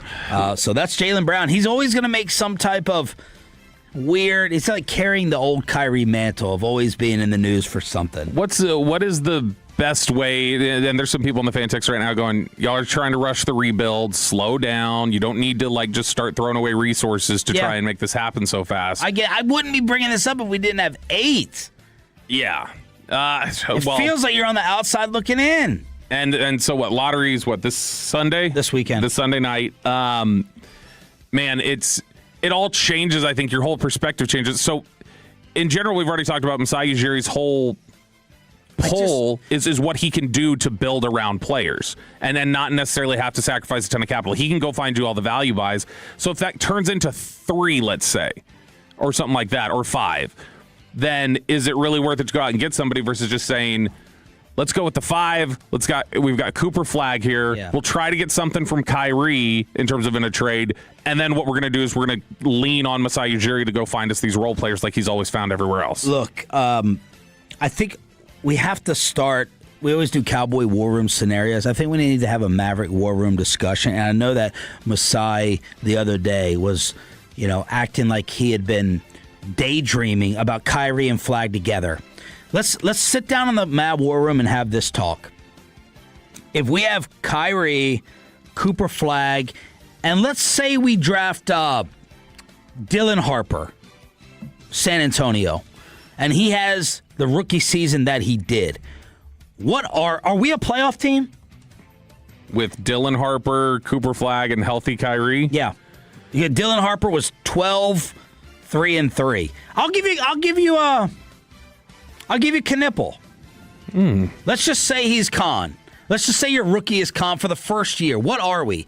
My premise is, for all these Mavs fans who are like, I can't wait to see Kyrie with Flagg, you're not dangerous next year. And if you're not dangerous next year, I can't count on Kyrie after that, health-wise, to put me in a 2 or 3 year contender window, and that's why I'd like to trade him for a first. Let's just take a quick look at the roster. So who here are you like, can be here for the rebuild the next few years? Like, I'm cool with them being part of this core that they're building up forward. Kyrie Irving. No. Probably worth more in capital than him being here just because of the age and stuff. Klay Thompson. No. Daniel Gafford. No. I like Gafford. I'm okay if Gafford's part of what they're building. That wouldn't bug me. PJ Washington. who's under contract for 5 years. I like PJ. Give me the ages on them, too. What's Gafford's age? Gafford is 26, isn't he? Let me look him up. I think he's 26 or 27. But you got PJ Washington on there, 27 years old for Daniel Gafford. Okay, and PJ? PJ Washington is 20. He'll be 28 in August. Okay. I like those guys. I'm fine with them, but I'm not crying if they go. Max Christie. No. I'm not saying I'm not keeping them. I'm not sweating them being gone. Oh no, not sweating them being gone, but like, are those the people who's like, as you start assigning, all right, who are we looking to move versus who are we just keeping here to play There's around? No Cooper one else. There's not years? one other person besides Cooper Flagg. There's not one that is essential to having to keep as a core. Not essential. I would like to keep one of when you're looking at blowing it up. And I'm including Lively in that right now with his health. When you're looking at blowing it up, I would like to keep one of Gafford or Lively at least. Okay. For the rebuild, and then I would keep Max Christie. I think Max Christie here with Cooper Flagg would. I think that's fine. Otherwise, yeah, anybody's on the table. Yeah. So I don't know. Maybe I'm rushing to it too much. Maybe I'm underestimating what you can go ahead and get at 8. Sounds like any Jaylen Brown, Giannis offers, the Mavs don't have the capital to make that happen. I actually think the answer could be staring us right in the face, as Brian Windhorst suggested. Doesn't this blockbuster just make too much sense? This is extraordinarily simple. Of course it makes sense for Milwaukee. You've got it exactly right, Greeny. Of course Milwaukee would see some of the stuff that Jaylen Brown is saying and watch everything, and they would get ready to call Boston. And from Boston's standpoint, this is very simple. In July, Jaylen Brown has the opportunity to sign a contract extension with the Celtics. If he is happy with the Celtics, it's a huge one. It can be $70 million a year. He's just coming off his best season. You're going to offer it. If he's happy with the Celtics, sign. See you in September. If he's not happy with the Celtics and he's like, listen, I'm not sure I want to be here, trade. Obviously the trade execution would be a little different. This is all going to take care of itself. Doesn't it just make so much sense to swap Jaylen Brown and Giannis? It does. What doesn't make sense about it? It's one of those things that's so obvious, so simple in my mind. I'm trying to think, and I'm like, I don't need to overthink this. You get different positions in Boston. You don't have to have this Tatum Brown dynamic if there's any type of discomfort between the two. You got a high-low game, and then Milwaukee, in a market that doesn't get these guys, gets a young absolute stud. Is there any part of Jaylen Brown that reminds you of the A.J. Brown situation? Like, he's clearly not the same pain that A.J. Brown has been. Yeah. But just a little bit of like... Jalen's 29, by the way, too. But just a little bit of like, man, he's really good, and sometimes a lot of his frustrations might be warranted.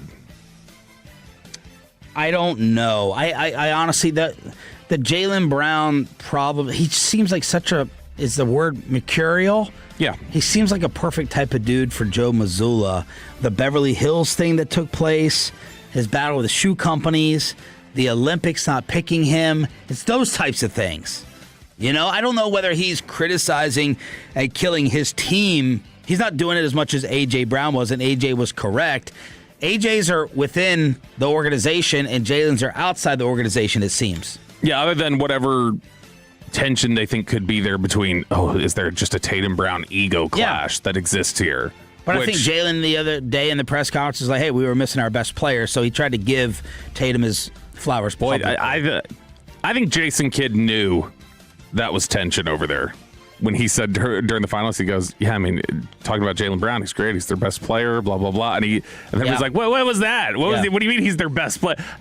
Knowing Kidd's psychological warfare techniques, I think Kidd had a hint that maybe they do have a little bit of tension over there about that. 877-881-1053 to hit us up. So I just wanted to get a couple things straight. Number one, do we all agree that Kyrie and Cooper Flagg in the draft pick are not dangerous enough next year to not put Kyrie on the block? Can we agree on that? Number two, would Kyrie and the draft pick be enough to get you a legit established Cooper Flagg running mate? And it sounds like at least the answer to that second question is no. And I don't even know what you would prefer. Like, if you could get a Jaylen Brown. Kevin Durant doesn't sound like he's going to be long for the armpit. He's going to go to another team. with the burner accounts that the Rockets teammates apparently did believe was legitimate. So just thinking about that before the draft lottery this weekend. Let's get local. We need to take people out of their bubbles and their safe place and make them think about the world we live in. You are fake news. So what do you guys hear? What's the scuttlebutt? Take off the cuffs, unlock the gate. When Peyton Russell is going out on the town. You can see Peyton Russell next week in Rockwall, Texas. Let's talk about it here in Neighborhood Watch, which is sponsored by D&M Leasing. We have our next Firehouse tour. It is next Friday, May 15th, right? I think so, May 15th, at Rockwall Fire Station number 2, 920 Rockwall Parkway, and Peyton Russell is going to be out for his first remote. Man, only took 3.5 years, but they let Lucius out. Al gets to go to the ballpark, so I think it was only right to let me go somewhere 10 minutes away. Maybe you'll get a Pluckers next. I want to, maybe so with the draft. But I want to put on record. This is the opportunity that I will invite you guys to my house if you want to see it after the show. The whole Tolos you're inviting? Well, hold on. There's only so much room on the driveway. It's an alleyway, so it's a little different parking situation. But if you guys want to, and I'll tell RJ whenever he gets here, but I was thinking it's only 10 minutes from my house. That way you don't have to waste the whole Saturday driving over. I know Sean's your closest, but RJ's far away, Bobby's far away. So if you guys want to, Mackenzie said she will clean the house. So, what about a sleepover like RJ did? Oh, Thursday night? Oh, I think that'll be fun. I mean, I won't be there, but I'm sleeping over. I can sleep over. You have my permission. Oh, that was a big pause. Man, I don't know. I was talking to Mackenzie. I was like, yeah, they'll just come over for a little bit after the show. They'll just be there a little bit, Friday. But okay. Tell her it's totally cool to say no. But tell her I want to have the sleepover. I'll be a great house guest. You think Choppy would do it? I think Choppy might. He might need to. He's far from there. That's a drive for him a little bit. But you can come out and see us 920 Rockwall Parkway. What are we going to do with him? Like, how's that show going to work? So that's what I was just trying to think. Maybe I should call out for that. We should all just call out. It's just Peyton out there at the firehouse. I could do the first 30 minutes. You guys sleep in a little longer. I was thinking, are we going to toss it? We need for a Ranger discussion. I would say we need to have the wireless there. Peyton will be on wireless duty. Peyton will be doing the firefighter things that Choppy has done before. Ooh. And I would say that maybe we have an extra Peyton can contribute to junk drawer. Maybe he has who knows, maybe there's a payload thing. But otherwise we could do a live sports match. We usually do it over the phone. I know, Sean, you don't really like that segment, but I think a live sports match might be fun. Yeah. I think Aiden should come out. What he can do, he can work the crowd. He'll be out there working the crowd while we're on the air. He's answering questions. He's finding out fun facts. That'll be his whole thing. All right. Neighborhood Watch here on 105.3 The Fan. Why in the world do kids these days have to stand up and sing in front of their class? And I want to hear from you guys on the fan text about this, because I've never... This was a thing that I'm trying to figure out if this is common. I asked Sean, I asked Peyton. They both had not dealt with it during grade school. Peyton said he had to do this actually in college. But a few years back, several years ago now, in 7th grade, the most difficult project we ever had with Jacob at school was one where they told him for language arts he had to write and perform a parody song of a well-known song where he's telling some story. I don't remember the specifics of it, but he had to basically write a parody song. So you then had to perform this thing in front of everybody. And this was I could see if it's choir. No, it's not. This is language arts. Language arts. Yeah. Okay. This isn't drama. No. So he had to write and perform. He refused to sing in front of the class. He was not going to do it. Wow. So he just didn't do it. Well, then we get a notification that, hey, he didn't turn this in. He's got a chance for a retest, quote unquote, for 70% of the grade. But the way that he'll have to do it now is just record it on the iPad or whatever else, and then he's got to play it in class for everybody of him performing. And it's okay, that's not going to be fun either. But it was pulling teeth to get him to do this project. Next day, I was like, you got it? You ready? You're taking it to yep, I got it. Okay, you're bringing it in. He comes up. Did you turn it in? Yep, turned it in. All good. Okay, good. Was it that bad? No, it wasn't that bad. Okay, cool. We get an email an hour later. He never did this, by the way. Wow. I stayed up till 2 working with you on this. Why did you not turn it in? So he just came just home flat out lied. lied, knowing we were going to find out in an hour. That's the stuff he used to do where it's like, what are you doing? You know you're going to get caught in an hour. Yeah. But he was like, that's future Jacob's problem. That's not mine. And so he wouldn't worry about it. Well, now we're running into the same thing again in 7th grade with Addison, where Addison comes home and she's all anxious. And I'm like, what's the deal? And she's talking about how in Spanish class, she has to do a parody song written in Spanish and then perform it in front of everybody. And then same sort of thing. It turns out, okay, we can do this. We'll do it through the iPad and we'll play it. And her friend, it's a group project they have to do it with. Now, what do you mean when you're saying doing it through the iPad? Like they can perform it and then play it off the iPad in class for everybody of them performing. That's not, I was originally on your side and on. No, that's the follow-up when they don't turn it in. What? They can play it off the iPad. Okay, but so they want them to perform it live. Yes. Ugh. And that's what she has to do next Monday. Yeah. Because she's got 2 of these projects due. One in Spanish, and then there's one next week for language arts, the same one Jacob did that she's got to do next Monday. English. And the one with her friend, they both just didn't want to do it in front of people, and so they both didn't do it. So now they've got to do a retest for Friday. I think that's the play. You initially don't do it. 70% of the grade then at that point. Well, then it is what it is. I'm surprised that, first off, I texted you guys on a previous administration. This would have been accepted. But now, as Dana White says, out with these wussy feelings. I would have a problem with the teacher forcing them to. That can be a crippling thing to stand up there and do that type of stuff. 682 Cruel 940. I literally dropped out of college because of my fear of speaking / performing in front of people. Yeah. It's messed up. 903. Yep, my daughter just had to do this for history class in 11th grade. Yeah. 940. I would have dropped out of school, Ed and Denton.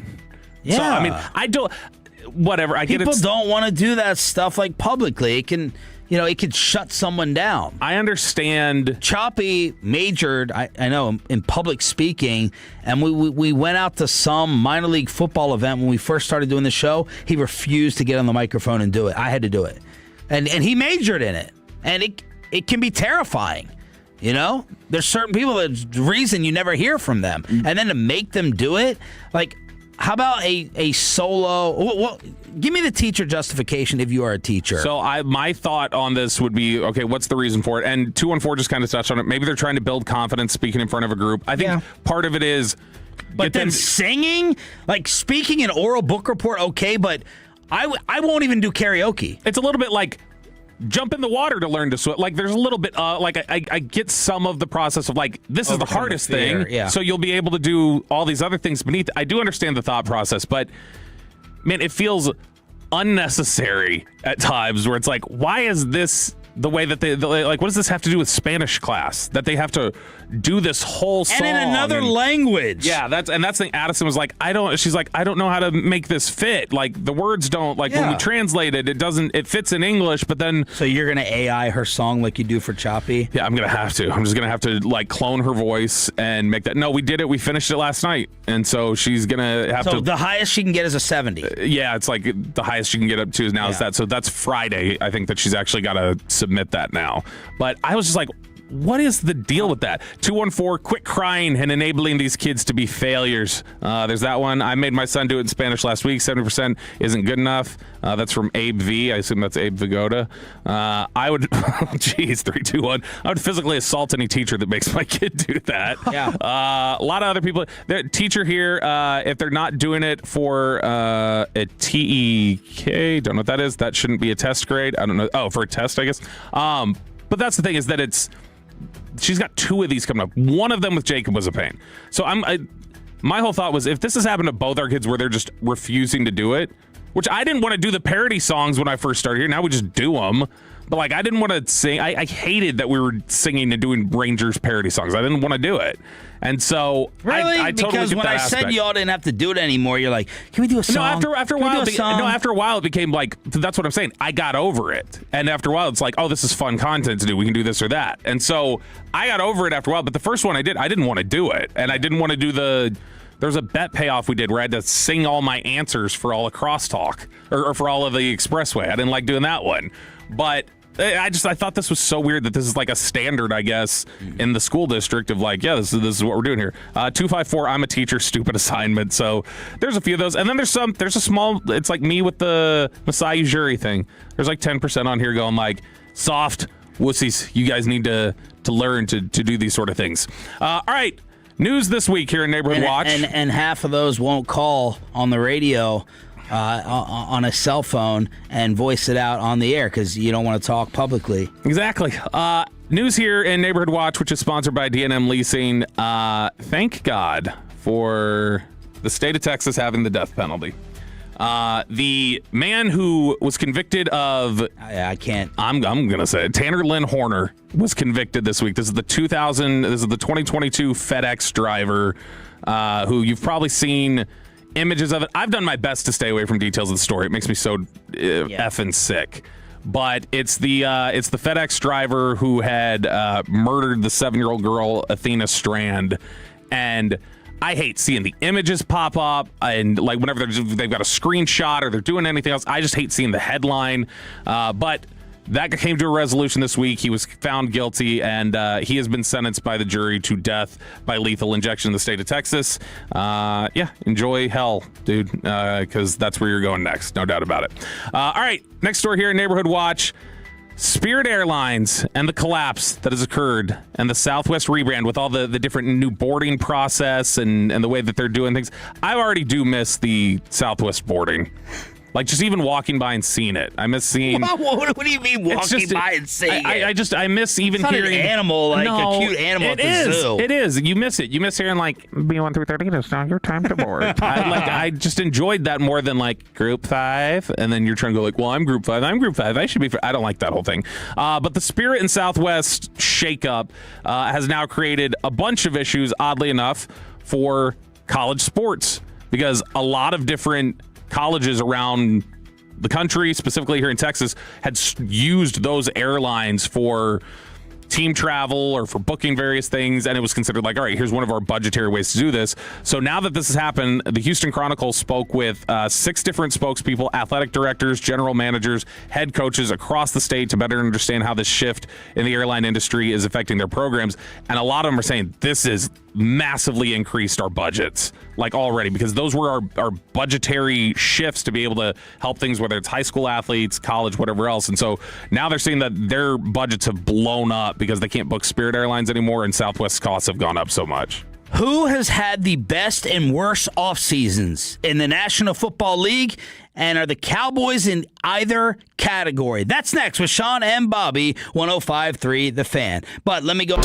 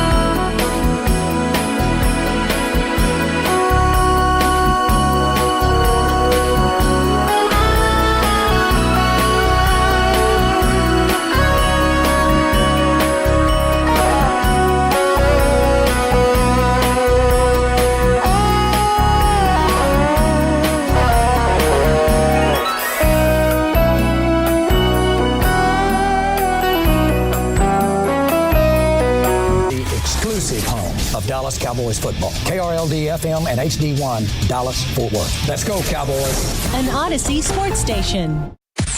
Driven by our D&M Leasing Studios, this is Sean and RJ on 105.3 The Fan.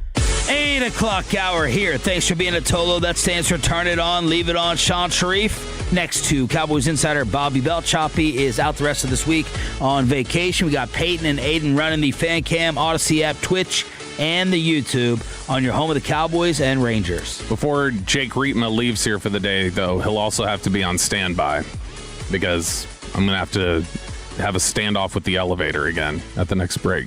So we're going to see if I can cleanly get back up here. I think part of it is I don't normally wait till 8 o'clock, and then I got the rush of people coming into the office, and that's what also screwed me up. Okay. We'll see what happens. Can you not get it delivered? I mean, you spend enough money down there. You can't get it delivered. Someone down there in the... That's a great point. You can't get it delivered. He can't key up here. You're paying that guy's 401k, basically, in your tips. We have... Anwar's a great dude. He doesn't have access? There's like 3 floors you have to have a badge access, and we're one of them. Oh, okay. Because all the high price, medium price, low price talent up here. The best off seasons in the National Football League. Yeah, this is from Ted Wynn, our good buddy over from The Athletic. And Ted is somebody who is, I love reading the way that he views these sort of lists. Because typically, who won the offseason, when those sort of things are done by analysts, they're going to be done a lot of times with just like, this player was good. Yeah. They spent the most money. Had the most draft picks. Same thing with like the Giants thing. The Giants and Jets draft or the Browns, like where it's like, yeah, of course they got a bunch of picks. So what are we really saying?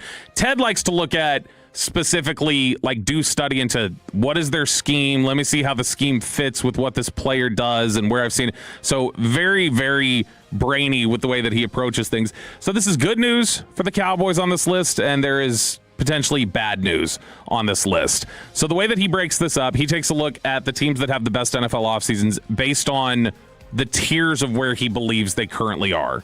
So the first one that he has here is he has title contenders, which are like, who are the teams that have continued to arm themselves for the future? He's got the rebuilding teams, the teams who are not going to do anything in the immediate future. They're just trying to build a foundation for getting better and competing probably next year. And then he's got the teams that he says are on the brink, the ones who are kind of teetering around 500, and it's like, all right, this is your off season to really potentially push yourself up. And that's the one where it's probably going to make the most difference in terms of how you're able to improve your football team. So we'll go down the tiers list really quickly, and we'll see how long it takes to get to the Cowboys. We won't read through all the evaluations as deep as they are. The number one team in the title contender section, or the first listed at least, under title contenders as best off seasons, the Philadelphia Eagles. People keep putting the Eagles on these lists. What? And I don't know why. So he said the biggest needs heading into the offseason were wide receiver, corner, edge, and free safety. They acquired Jonathan Grenard, Mekhi Lemon. They went and got Reek Woolen. He said that the Eagles finished 4th last season in pass defense DVOA, despite having some of their weaknesses at corner opposite Quinyon Mitchell. But he thinks that they're probably going to lose A.J. Brown. That'll probably change some of this.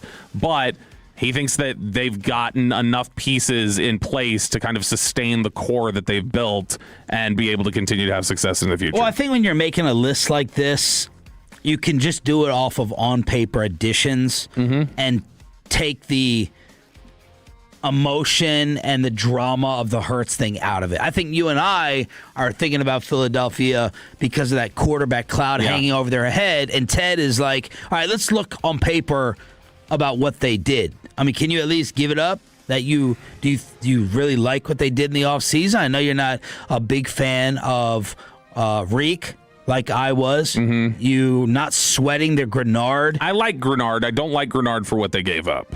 Okay. And Lemon was my least favorite of the top receivers. Yeah. So to me, I don't love it. But I mean, the way other people view those guys, I understand why they would like it and think that the offseason was good. But man, I don't know that Reek Woolen is a total scheme fit. Given their depth at corner, he's probably somebody who can just play a little bit more just in his comfort zone. And when they're going to be in other coverage looks, they can just take him off the field and not have to worry about it. But Mekhi Lemon, if people are right about Mekhi Lemon, that's a huge acquisition. If people are right and I'm wrong, which very well could happen, I'm wrong a lot. And I own it every time that I am. If they're right about that evaluation, then that's a smash. That's a huge home run for them. Next on the list, and this is Ted Wynn's list of the best NFL offseason, split up by tiers. I'm worried that Mekhi is going to be like that 3rd and 6 converter. He's going to... You're going to see him make like those tough, grinded out. This is the stop they need, and then there's some replay of like, oh, look how cleanly he shook the corner at the line of scrimmage, and it was just done instantly. Yeah, he's got then a we'll chance. See his sway into the can. He's got a chance. That's the thing. Nobody knows where he's going because of that head. They're used to him just swinging it everywhere. Number 2 on the list. This is the top contenders. What if he does that one game where he runs around? It's like this, and then he breaks into the route. It's mental warfare. Mental warfare. Number 2 on the list. I'm like dizzy after doing that. The San Francisco 49ers, which you don't love hearing that. But it said that talked about their big acquisitions. He likes the Mike Evans deal. He really likes the Dejon Stribling pick, which a lot of people did not. Right. I liked it, but it was a little earlier than I thought he'd go. He was like mid-second round, late second round, I thought. But then he also lists Osa Odigizua. Oh. And he says the 49ers finally found a penetrating 3-technique defensive tackle who is perfect for their scheme in trading for Osa Odigizua. He said that Mike Evans coming there, he's still a good receiver. Said Christian Kirk is still a good slot guy who should thrive with what Kyle Shanahan does. They were able to get Dre Greenlaw to come back, even with their injury risks. If he's healthy, that's an upside starter right there. He likes Stribling. He said he's considered a reach by some, but his potential to be a supercharged version of what Juwan Jennings did for this offense will bring much needed big playability on the perimeter. He also liked the Romello Height pick as an edge rusher. And then the third team he listed here as helping their offseason the most, probably not as much for the draft, but the Los Angeles Rams. Dang, all NFC? All NFC as the contenders that most improved, mainly just pointing to the fact that they went out there and really spent money on the cornerback position. Now think about that. He has them number 3 for the offseason for this year's contenders while using pick 13 on the future quarterback. Yep. Yeah, imagine how much better it could have been if they would have just done that. Now the rebuilding teams, which we can blow through really quickly. Number 1, Las Vegas Raiders. They obviously just had a ton of money to spend. Yeah. So they were able to add a bunch of capital. They drafted some nice pieces in there. They get Fernando Mendoza as their future. Tyler Linderbaum's a great center.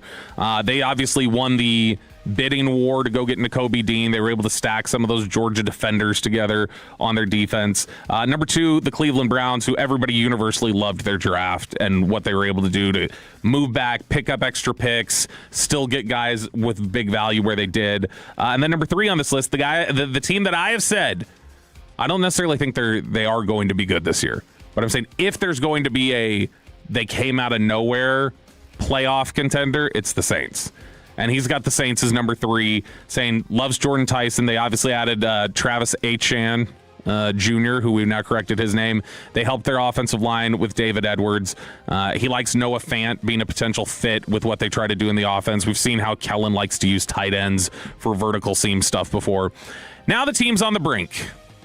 And the number 1 team listed in Ted Wynn's rankings over at The Athletic of best off seasons of the NFL, Dallas Cowboys. He says the biggest needs heading into the offseason: edge, defensive tackle, cornerback, linebacker, literally the entire defense. The key acquisitions: Caleb Downs, Malachi Lawrence, Jaysean Barham. He lists their draft class as their key acquisitions. But he says the Cowboys look like they are finally putting together a team. I think this is important, this write-up. Nobody knows this scheme as an analyst, I don't think, better than maybe Cody Alexander at Match Quarters is up there, but Ted Wynn is going to know this scheme better than a lot of people who cover the NFL. And him talking about the moves that they make, I think, is important when you think of it through the lens of Christian Parker. He said the Cowboys look like they are finally putting together a team that can contend in the aftermath of the Micah Parsons trade. Players have responded well to Coach Brian Schottenheimer, and the hiring of offensive coordinator Clayton Adams was inspired. Former coordinator Matt Eberflus's defense was too predictable and exacerbated a lack of talent. The Cowboys are attempting to rectify that by replacing Eberflus with Christian Parker from Vic Fangio's Eagles staff to modernize the unit. The front office fulfilled much of Parker's checklist of needs through the draft. Getting a dynamic nickel was the top item on Parker's list, and they get Caleb Downs, who's going to be the leader of their secondary. They also get edge help with their second-round pick Malachi Lawrence. Third-round pick Jaysean Barham perfectly fits the Zach Bond archetype that is key to a Fangio-influenced system. He can play off ball, but can also move up to the line of scrimmage and play the run when they stem their fronts. He says cornerback is still a major concern. They obviously brought in Adoree Jackson recently, and you've said that's your number 2 worry in terms of just roster building these days. Corners. But that should be partially mitigated by the 2 deep safety shells that Parker will deploy. Owner Jerry Jones has paid the premium for dragging out negotiations and waiting to pay players, but I think franchise tagging George Pickens was the right move. Pickens had one great season after years in which effort was a legitimate issue on tape. Seeing if he can achieve consistency before giving him a lucrative contract is wise. It's a win for the Cowboys that Pickens signed the tag, keeping his lethal partnership with CeeDee Lamb alive for another year. The offense still can win shootouts, and the defense should be a much feistier unit. He is a big fan of the Fangio scheme. I know he's a big fan of how Schottenheimer designed the offense last year. He thought that there was a lot about that was really modern and forward moving.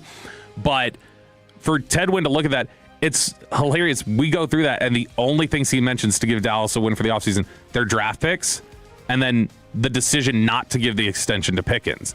There was not even a mention there of Rashawn Gary, not a mention of Jalen Thompson, who I think are good players, and they're still going to contribute to that. Durant. But that's how much Durant, there's a lot of Cowboys fans who won't put Durant on there anymore. I know, because he won't give Caleb Downs number 2. Caleb Downs switching to number 13. So this is, to me, one of the more encouraging write-ups you see. We see these lists all the time of people who like Dallas's offseason, don't like Dallas's offseason. We go through the draft grades and things. And more, I feel like we take it as a chance to react to like how we feel about their analysis. To me, Ted writing this is impactful because he knows what those players need to look like. And I think there was a sense from a lot of people of, you're not getting the big name stars, you're not doing this or that in the offseason additions. I think this is so clearly keys to the car given to Christian Parker to be able to build this the way he wants, build the staff the way he wants. We played those clips earlier this week of Brian Schottenheimer talking at length about how cool it was to watch them work. But I think that this is a really encouraging write-up because nobody knows what fits that defense better from an analyst perspective than Ted, and he thinks the Cowboys knocked it out of the park. The last 2 on this list, the Minnesota Vikings, he likes the Kyler Murray addition. He likes Caleb Banks as a fit for what they're trying to do over there. And then the last one, again, within the division, 3 of the top 9 being in the division, the New York Giants. Loved their draft, liked the Isaiah Likely edition, thinks Harbaugh's going to be impactful for them. But that's the 9 best offseasons from The Athletic, and Ted Wynn and the Dallas Cowboys are in there, along with a lot of their rivals. That is Cowboys insider Bobby Roberto Belt. I'm Sean Sharif. Thanks for being a Tolo. That stands for Turn It On, Leave It On. More football at 8:40 and below the belt. And because of today's Ranger game, starting with an 11 o'clock pregame, 11:30 first pitch, we have a power hour with the KNC Masterpiece from 9 to 10. Are they aware of what is in store for them, as I just figured out a few commercial breaks ago? They know the game we're going to play. They don't know what portions of their previous writing I'm going to read. I think if you are a fan of discomfort, you should be listening. Show me your meat. At 9. It's way worse than that. Worse. Way worse than that, I think, based upon a couple things that Bobby has previewed. Are all the Nate Eovaldi concerns out the window after what he did to the Yankees again? That's next on your home of the Rangers on Sean and RJ.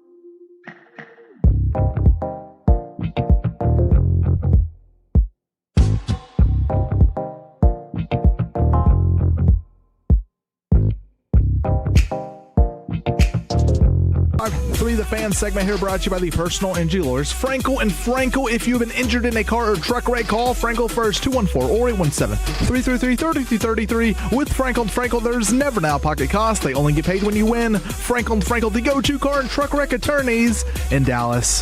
The 2-1.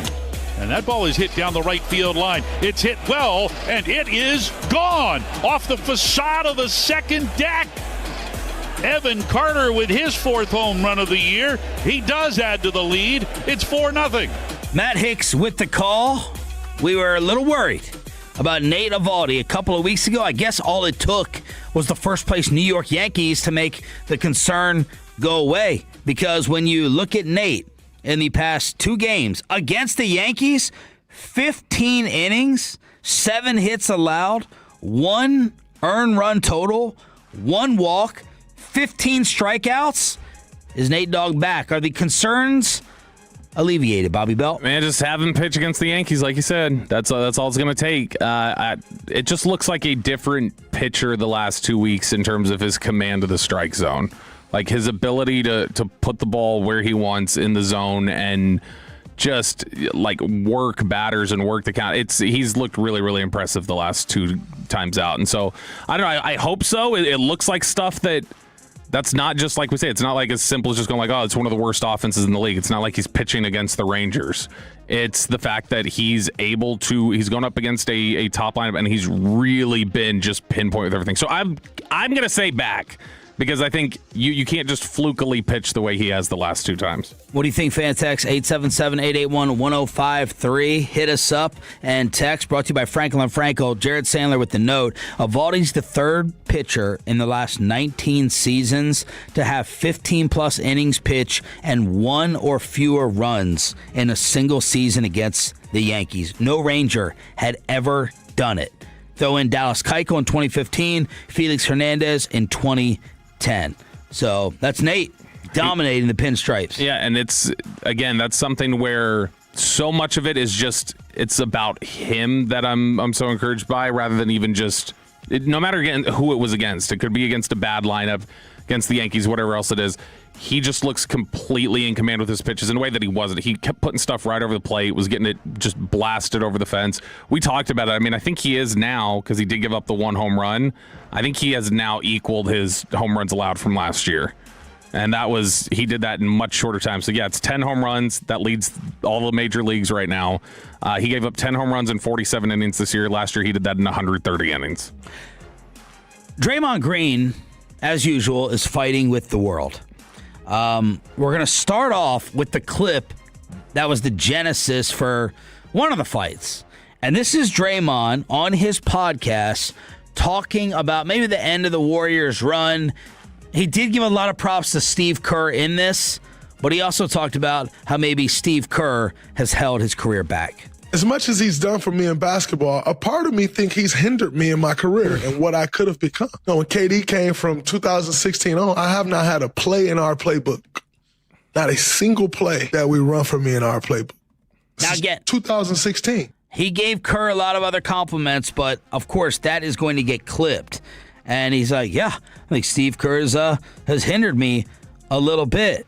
And I'm trying to think of other people as lucky in life, hanger-ons, that they just hitch themselves to the ride as Draymond Green.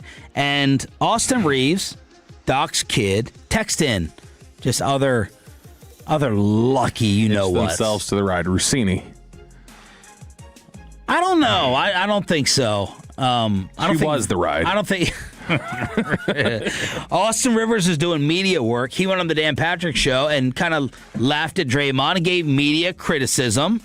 And Draymond responded to Austin Rivers, calling out those comments about career being hindered. Speaking of Austin Rivers, I saw he said he's bewildered and It's ridiculous of what I said. And I just find it interesting that a guy who was the 10th pick in my draft, I was 35, who's on his second act, still on act 1, he goes, Draymond, never been a scorer. Austin, you and I averaged the same amount of points in high school. I say high school because that's when you were at your best. And then in college, he was still good. He was very featured at Duke. Because NBA careers, should he really talk about my NBA career? I'm still with my first team. He was gone from his first team in 2 years. The guy received the biggest bailout in U.S. history prior to President Trump bailing out the airlines when his dad gave him $42 million. So he brought his dad into it. Hey, we averaged the same in high school. What are you talking about? I can't score. Austin Rivers, the internet then said, emptied the clip on Dre. First off, Draymond, we weren't the same players in high school. I don't care about our numbers being similar. I did it at the national level, the top level. Hence why I got the Naismith Award, and I got pretty much every award you can think of in high school. I was ranked number 1. You were ranked, I don't know. So cut it out. Next. College, you actually were a really good college basketball player, but it's hard to compare because I was only there for 6 months. Something you could never do. Talk about I was, one of the featured guys. No, I was the guy. I led my team in scoring. I was first team All-ACC, freshman player of the year, lottery pick. Stop. Next. The NBA, hey, man, you got it, Dre. I mean, listen, I played in the NBA for more than 10 years, more than a decade, 11 years, but I'm not a Hall of Famer like you. So I'll give you that credit. All right? You got it. But let's peel back that onion and understand why. Easy, Tiger. Okay? You have the delusion, the non-wherethal, the irony of you saying I'm part of the biggest bailout in NBA history. Draymond, you are the luckiest basketball player I think I've ever seen, especially in modern day history. Let's talk about that. You were drafted to a franchise with the Hall of Fame front office, Bob Myers, Hall of Fame coach, Steve Kerr, the greatest shooter of all time, and perhaps the top 5 player of all time, Steph Curry, Hall of Famer. One of the greatest shooters, top 5 shooter of all time, another Hall of Famer, Klay Thompson.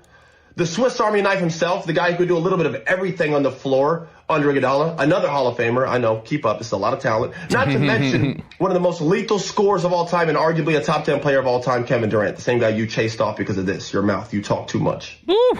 And that's not even counting the plethora of talent around those guys.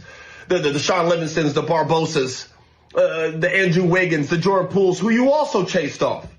Cut it out. Draymond, you're the backpack jump shooter. You're the guy that everyone leaves open. No one guards you. There are hours and hours and hours of film of just you being left wide open. In fact, anybody can just YouTube or Google or watch any Draymond game ever, and he's open all game. There are clips of you getting a rebound and just driving in a straight line and just getting a wide open layup because everyone's fanning out to guard the actual talent on the team. Talk about Steve Kerr hated your career. Bro, Steve Kerr made your career. How dare you? Coming at me? Are you kidding me? I wish I could give my son $200 million if I was a coach. Yo, the NBA doesn't give coaching jobs to guys who may or may not sucker punch one of the players and staff. You need to fall back, Dre. Let's just be frenemies. Well, that was Austin Rivers, who I'm gonna side with here. A little sassy there too. Yeah, a little sass. Yeah, there's a little bit of that too. But he's Draymond. I feel like he is just building his media brand now. No. He believes it. That's wild if he believes that. He does believe it. He's never been a good offensive. Well, no, he was a decent offensive player early. He was never a good scorer, obviously. He can't shoot. No, I know. That's what I said early on in his career. He was a decent offensive player in terms of he was a good passer. Yeah, he was somebody who good facilitator. Yeah, and he was. I think their second title. He shot like almost 40% from 3 that year. He averaged 14 points per game. He was not awful. But it was clearly not how many were rebounds and why? I don't know. Yeah. Like, I've never seen any offensive game from Draymond Green. But the delusion. I'm trying to think of someone in my life that I'm like, why? Don't brag about anything. You're just there. You're lucky. You're sitting in the room. You're along for the ride. I'm literally right here. I'm trying to think. Choppy's on vacation. 877-881-1053. Yeah, the hangers-on is... It's got to be someone in a band, right? Well, he's the guy that does nothing in the school project but still gets an A because everyone else did work. Yeah. I mean, he did defend, but my God. Udonis Haslem. Yeah, but Udonis has never gotten the praise. Haslam at least guarded Dirk at 06 Yeah, pretty but well. no one has ever mentioned one time that Udonis Haslam was a Hall of Famer. I need someone who gets way more credit than even Haslam. And now, Draymond last night, in a clip that has gone viral, as Charles Barkley continues to tell Draymond, the Warrior, you guys are done. It's finished. See you later. And Draymond is getting cooked for going at Charles on TNT. Sports are for young people. You hope to have a great long career, but sports, nobody wins when they're 37, 38. But you said what you said. I want to hear if he believes what you're talking. Yeah, I mean, I think the goal is just to not look like you in the Houston Rockets uniform. Yeah. Is ultimately the goal for us. Like, we don't want to. What does that look like? Did you see it? I'm just asking. I saw it. I mean, so you can stop it there. And then he goes into what the Warriors are going to do. Now, he said this with a dead serious face. He didn't say it with a chuckle. He didn't say it with a little laugh. Now, you know who it might be? If you include their playing career and their coach career, it might be Kerr. No, but Kerr gets talked about as an all-time. But Kerr does get talked about as like a great coach.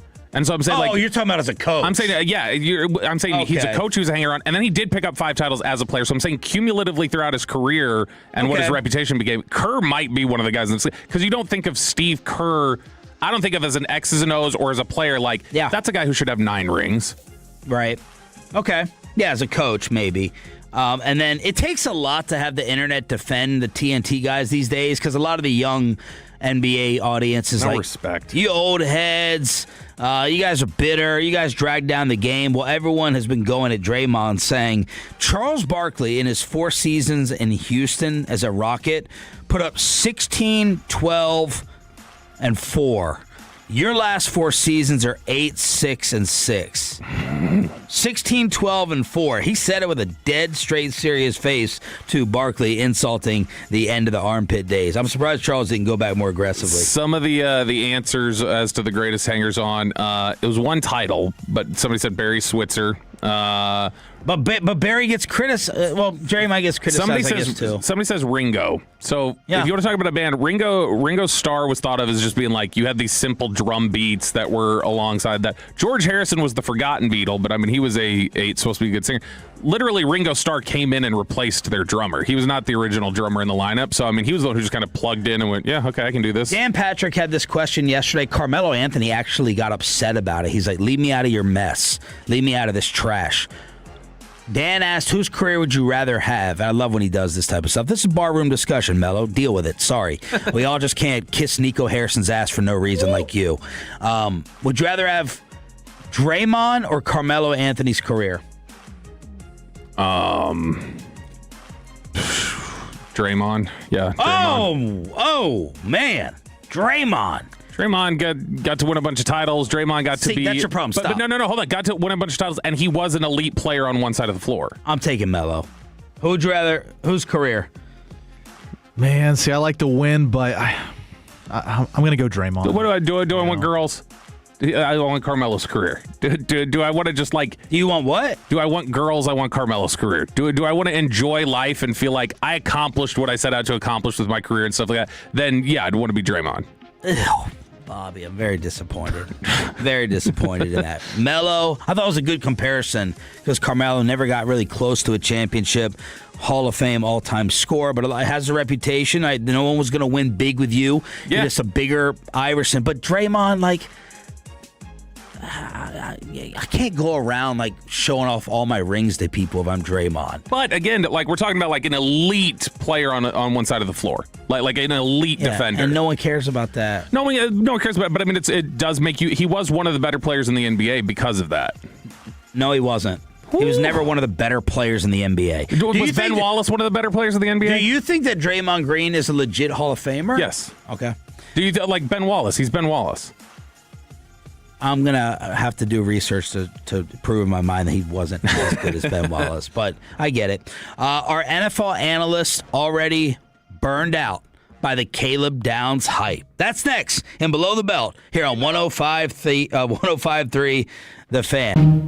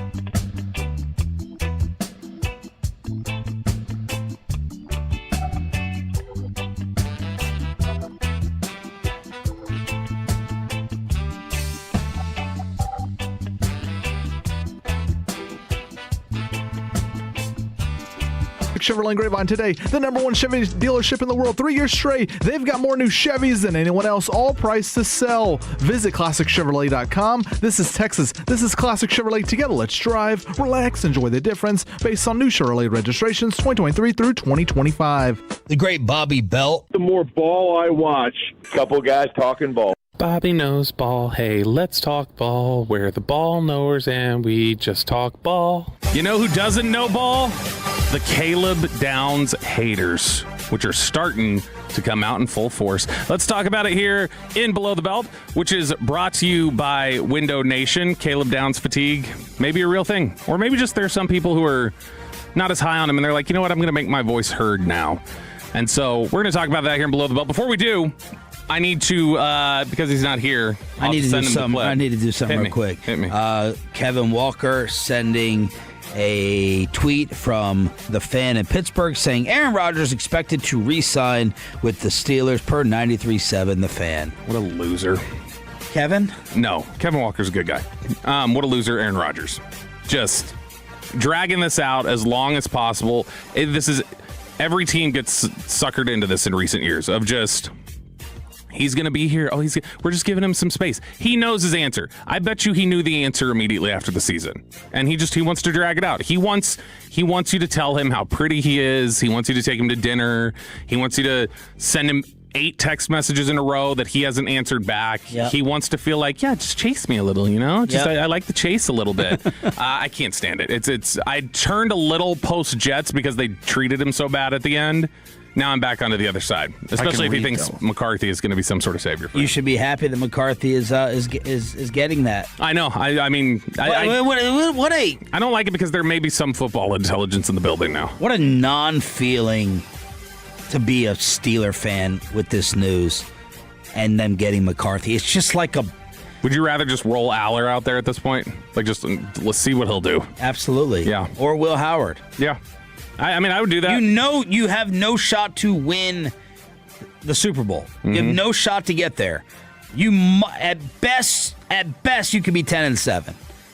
You probably end up 8-9, 9-8. That's it. That's your upcoming football season to get excited about as a Steeler fan. Ugh. Yeah. 469. When is Kevin coming in to boost up the ratings? Kevin's coming in here in about 15 minutes. Kevin Hagelin. Oh, Hagelin. Yeah.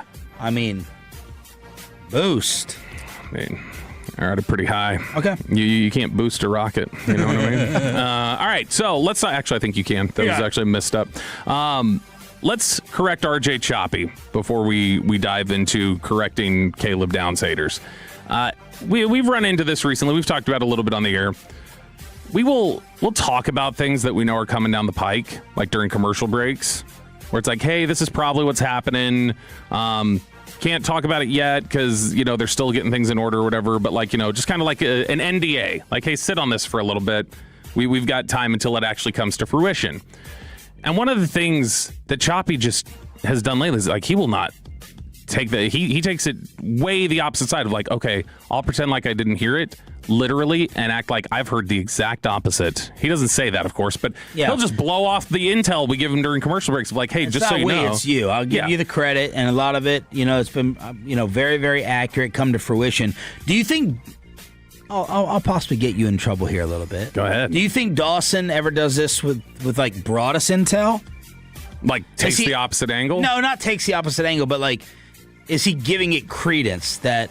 Yeah, no, I think I'll Dawson, see you in Oxnard. No, I think generally they all just lean on whatever Broadus says. Okay, good. And so, yeah, that's it. Choppy's been a little dismissive. Choppy, he's not appreciating the inside info like I do. It'll be more that he'll want to fight about it on the air, where it's like, dude, we've talked about this. What are you fighting with me right now for? Like he's Doogie Howser with Jermod McCoy's medical outlook. Yes, exactly. So one of the things he fought about is 2026. One of the things he fought about that we told him repeatedly, Caleb Downs is coming here to play the nickel. That's what he's doing. Yeah. Okay. He's going to be the nickel, and he kept going. I wanted to draft a corner. It's like, well, Caleb Downs is going to do that. And he goes, you say so. I don't know that. I was like, okay. Well, he's going to play the nickel. He does not trust me, I guess. Let's see if he trusts Caleb Downs' brother, who was speaking with Colts media yesterday, and they're like, hey, coming up on the docket, you have the Dallas Cowboys. I think they did play in college once against each other. So the question is like, hey, are you excited about the opportunity to play your brother, even though, you're a receiver and he's a safety? I feel like this matchup will be even better because I remember before he got drafted, not to talk about the Cowboys scheme or nothing, but he told me if he goes to the Cowboys, he's playing nickel. So that's like head-to-head, like all games. So I was like, that's interesting. So when he got drafted, I was like, we play all this year, and he got all hype, and I was like, it's all fun and games, but, I got to still let him know he's the little brother in the situation. So for clarity, for some individuals, Choppy, Downs is going to play nickel, and not just Choppy. Some of the articles we've seen written about projecting how rookies are going to perform this season, you've got people going, well, historically, safeties don't do this. Maybe if he played the nickel, that's what he's going to do. He's going to play the nickel, except when base looks, which won't be that often. Then he will play safety. Well, I do want to have a side discussion and express my concern over a possible concern over that reality. Why aren't we talking enough about Caleb Downs playing corner when all this hype? Now, a lot of the hype has to do with versatility, but the majority of all this is from him playing safety. So I don't. It's not like making Cooper Flagg play point guard. It's not like that out of position. But if we're talking about his recognition and his anticipation and him flying up to the line of scrimmage to make plays and outsmarting quarterbacks, why are we moving him out of that primarily to just match up one-on-one with receivers? I do think that is a very legitimate question. And if he starts off the year and if he gets torched and he's not sticking with receivers who are shifty, playing the slot, are the Cowboys not open to criticism for not having him in the spot in which we're seeing all the highlights at? Sure. Here's why I would say it's different. First off, playing in the nickel, he's going to be a line of scrimmage player, basically. So he could be dropping into routes, but a lot of times he is going to be in there for run support or blitzes, or he's going to do a lot of different things that are outside of just coverage.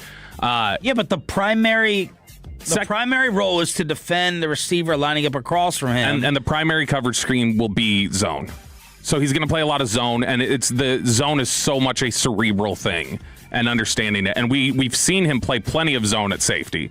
But even still, at Alabama, some of the man stuff he had to do where he was asked to come in, at Alabama, he was asked to play the nickel a little bit and come in and guard guys one-on-one. And it wasn't a whole bunch of it, but consistently on tape against bigger opponents, he would do it. He would do it against big-time Power 5 opponents or whatever power group you want to call it now, Power 4. Yeah. You would do that. You would see him doing it when he was asked to, and he did show enough, I think, in zone and enough of his brain and the way the brain works and everything else that Christian Parker's talked about.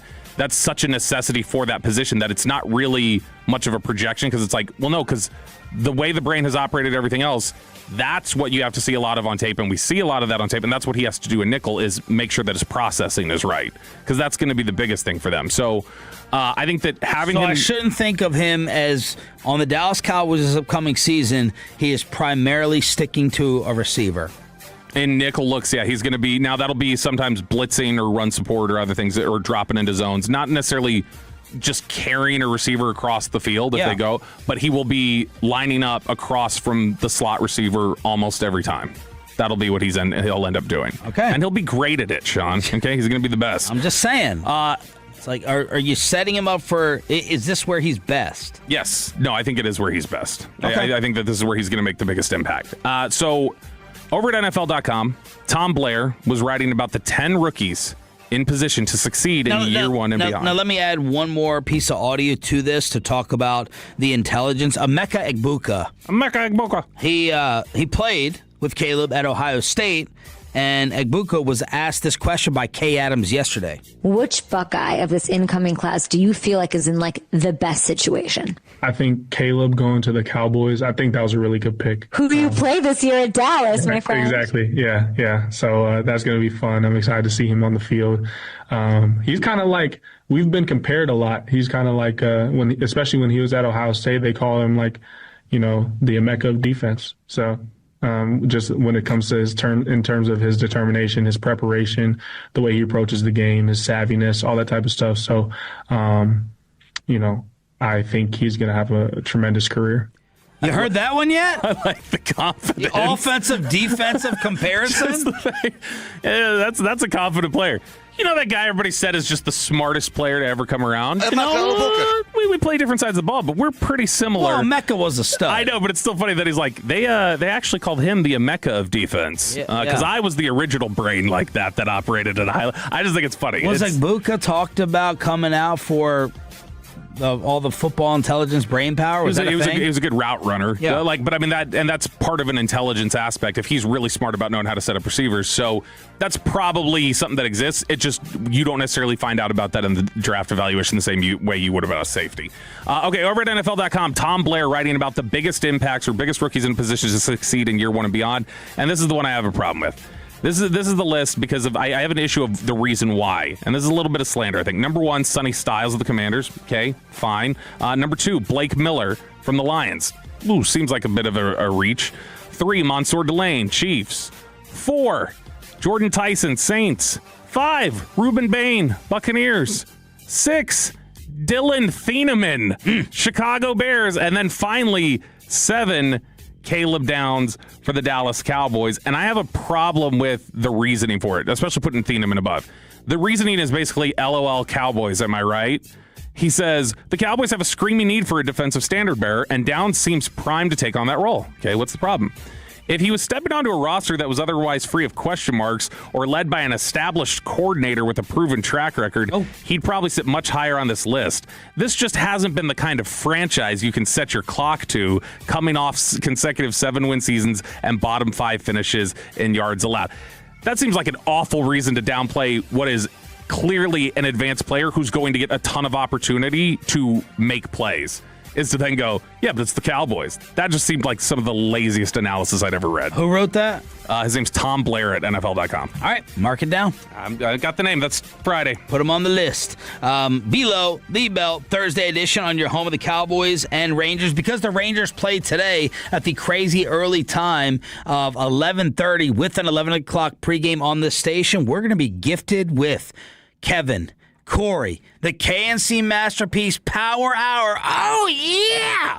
Is that how Kevin does it to start off their show? Oh, man! Oh, man! KNC in studio.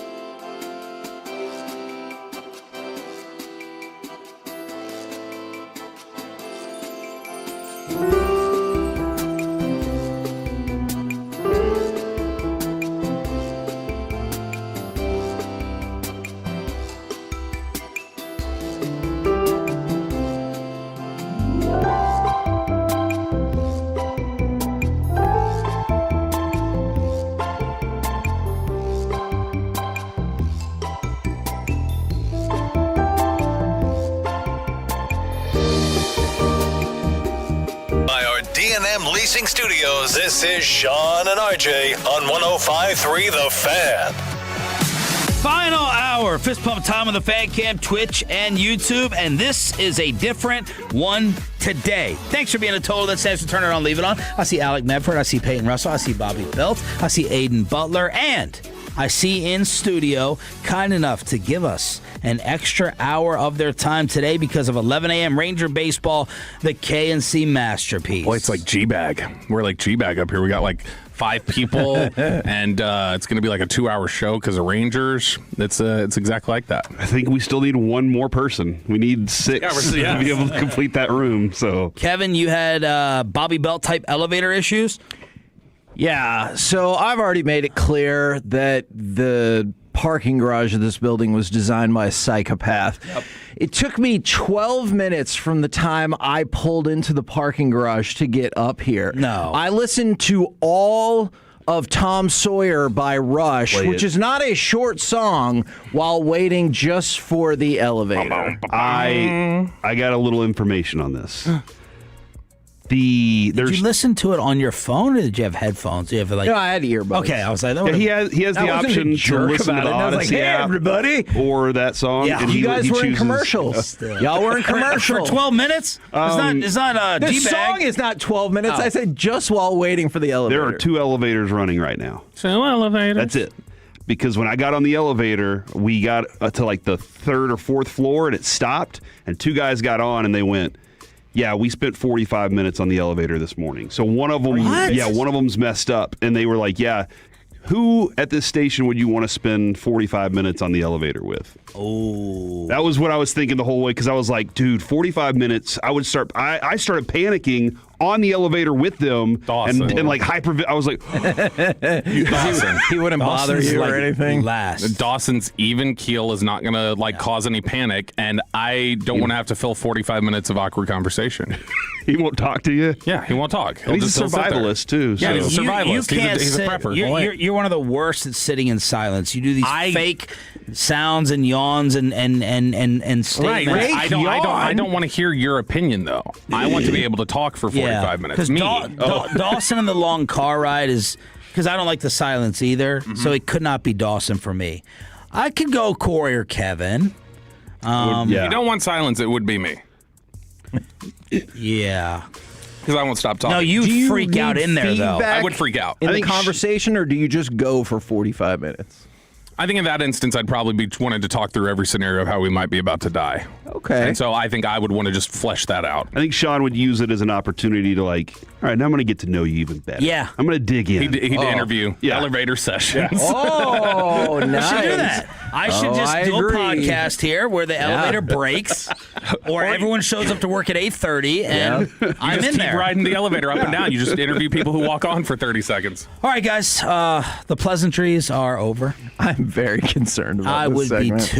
I would be too. It's good.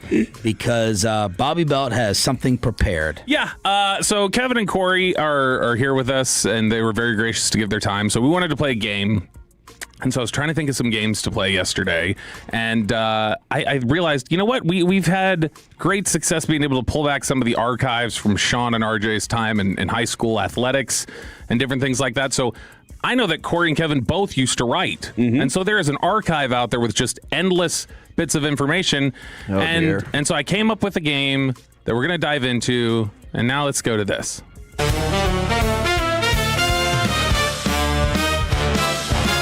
Was all the news that's fit to print. The midday dudes were writing it like Woodward and Bernstein on the beat. If Deep Throat's intel was only for Poteet. Before radio they had the paper handled. Couldn't shut up about Julius Randle. Covered Kyla B. Ball, track and Spieth. Is this article a KRC masterpiece? So what we're going to do here Did you is- write that? That's I did write that. delightful. Good. I did Yeah, write that's that. real good. AI recorded it. That's not my voice, but I did write it. It sounded great. This is you think AI is going to know to reference Mesquite Poteet? I don't think so. Fair. All right. So basically, what this is I'm going to read you guys a quote, and this is from something you wrote in the newspaper. Which Kevin read everything I wrote. Oh, He was were you my the he was the editor? editor. I didn't read everything he wrote. I was the designer of the paper. So I just put Webmaster was I your just title put on the- boxes. on the Once thing. you got into sports. Yeah. Because you have news stuff that I also didn't read any of that either. Okay. Yeah. Yeah, I think it's clear Hagee did not edit the news stuff based on some of the quotes we might have here. So I'm going to give you guys a quote, and you guys have to guess if it was Kevin or Corey writing it. And guess what the context is? Like, what was the story? Keep it score? Yeah, sure. We're going to launch right into this. Just to give you, I don't want to give you guys any, like, false confidence or anything, so we're just going to jump in with what this game's all about. So the first quote, a Jew is not supposed to waste time. Was that Kevin or Corey wrote that? Holy crap. And why did you write it? Which one of you? I don't think I wrote that. I think Kevin wrote it. I think it is not me, so I'll vote Corey. Would you like to throw out a guess, Sean? Well, I'll trust Kevin's memory, I guess, on this and guess Corey wrote it. Friday, September 22nd, 2006. What was the quote again? A Jew is not supposed to waste This time. is actually me. By Corey J. Majors. Yeah, this is me. Now I'm cheating. I'm cheating a little. This is a transcribed quote from a rabbi talking about Rosh This is Hashanah. story, yeah. You know what's Kevin crazy? was immediately regretting walking in here, being a good teammate. I'll see you guys at 10. Yeah. I remember this Go back on specifically the elevator now for an hour. because I then used Holy this whole moly. story. I didn't know much about Rosh Hashanah at the time, but then I used it in a speech at my in my wedding party. What? Yeah, I was like, all right, guys. You said a Jew is not supposed to not wait at your that. wedding? I didn't Oh. say that. I just was talking about being grateful and stuff. Yeah, that was who was it? That was Rabbi Cohen who said that, and he said a Jew is not supposed to waste time because we are celebrating the creation of time, and then he went on. But I did almost grab out of there. Thank God. This quote from Corey's article. Well, kinda. Rosh, which means head, and Hashanah, which means year, and I was just going to use that, but then I found the better quote later on. All right, so that's Kevin's one. up 1-0. Yeah, that's one. Let's jump into the I don't other like one. this game already. Can I say that for the record? All right, next quote. Was this Kevin or Corey? K or C masterpiece? How often are you ashamed by the fact that you used to regularly assault photographers for simply trying to get a picture of you? Attacking someone because of who they are or what they do sounds like a hate crime to me. That's Kevin. That is definitely me. I might even know the context. I might even know who it's about. Do you know the context? I think it's about Sean Penn. It is about Sean Penn. Sean Penn's a douchebag. It is from an article that was titled, I Think I Might Hate Sean Penn. Man, I really hope that was a blog and not in the No, newspaper. this was not on Blogosaurus. Okay. Blogosaurus? What's that? It was the blog I made him write. Yeah. You named your blog Blogosaurus? I was like, right. Kevin, I need you to write blogs for the website. And he was like, okay. And then he wrote that. And I was like, Blogosaurus is fantastic. Let's roll. Blogosaurus. I liked that it did open with Remember hate blogs? He goes, Yes, I do. Hate is a strong word. My mom taught me that when I was little. But after strong consideration, I think I hate Sean Penn. That's how the article opens. That feels right. That sounds very much like Hagee. By the way, I got to ask you, because I did reference it, Corey J. Majors. That's what I wanted to ask you. Why did you include the middle initial? Because it was throughout your entire writing career, Corey Not J. just Majors. an initial. It's my middle name, the letter. No, you're playing with me. It doesn't. Well, you didn't think his middle I name? You didn't think his middle name started with a J? No, he says that is his middle That's name. my It's middle J. name, the letter J. My parents couldn't. Actually, my grandparents couldn't decide. Yeah, between you want to talk down to me, but you got two uncles. There was Joseph and Joe. This is stupid. That sounds like a biblical story. And so they said we didn't want to decide between Joseph and Joe, which I was like, isn't Joe Joseph also? So they gave my dad the middle initial J, and they gave me the middle initial J. What? And Avery is also the middle initial J. All right, Homer You J. and Earl Simpson. K. Sneed. Next one here on K or C masterpiece. At first, it seemed a little irritating to Shank that the children would beg while he was running. Say it again. At first, it seemed a little irritating to Shank that the children would beg while he was running. That's me. Yeah, I don't think that's me, so I'll go with Corey as well. In context? Do you know the context? No, I can't remember, but that is a news story. It is a lengthy piece about a gentleman. Runner chases his all-continent marathon dream. That's one of the first stories I ever wrote. And he ended up in a poor country where children would beg the runners as they walked by. And he goes, at first he thought it was irritating. Yeah. He, Get out of here, that guy, kids. he ran a marathon on every continent. And he lives over across the street from where I live now. That's so cool. And I also put the wrong picture of him in the newspaper. So that was I had to do a retraction for him. Be like, sorry. All right, very good. We did nail that one. Next one here in K or C Masterpiece. Kevin, Corey, Sean, this is the quote. The correlation between terrorism and immigration was expressively pointed out. I'll be honest, just a blind read that sounds like Kevin. But I could see that. I'm going to go Corey, but this is the least one I'm sure of so far. I think it might be me too because it sounds more newsy. I'll say it's Kevin. It's Corey J. Majors. Whoa! Now he was transcribing something John Cornyn had come to town and said. He did. That wasn't the exact. He was just kind of relaying, he was saying this stuff. Basically, I did because that did not feel like an opinion statement right there. No, there was one. There was commercial break. Yeah, there was another one. I didn't pull this one that I was going to.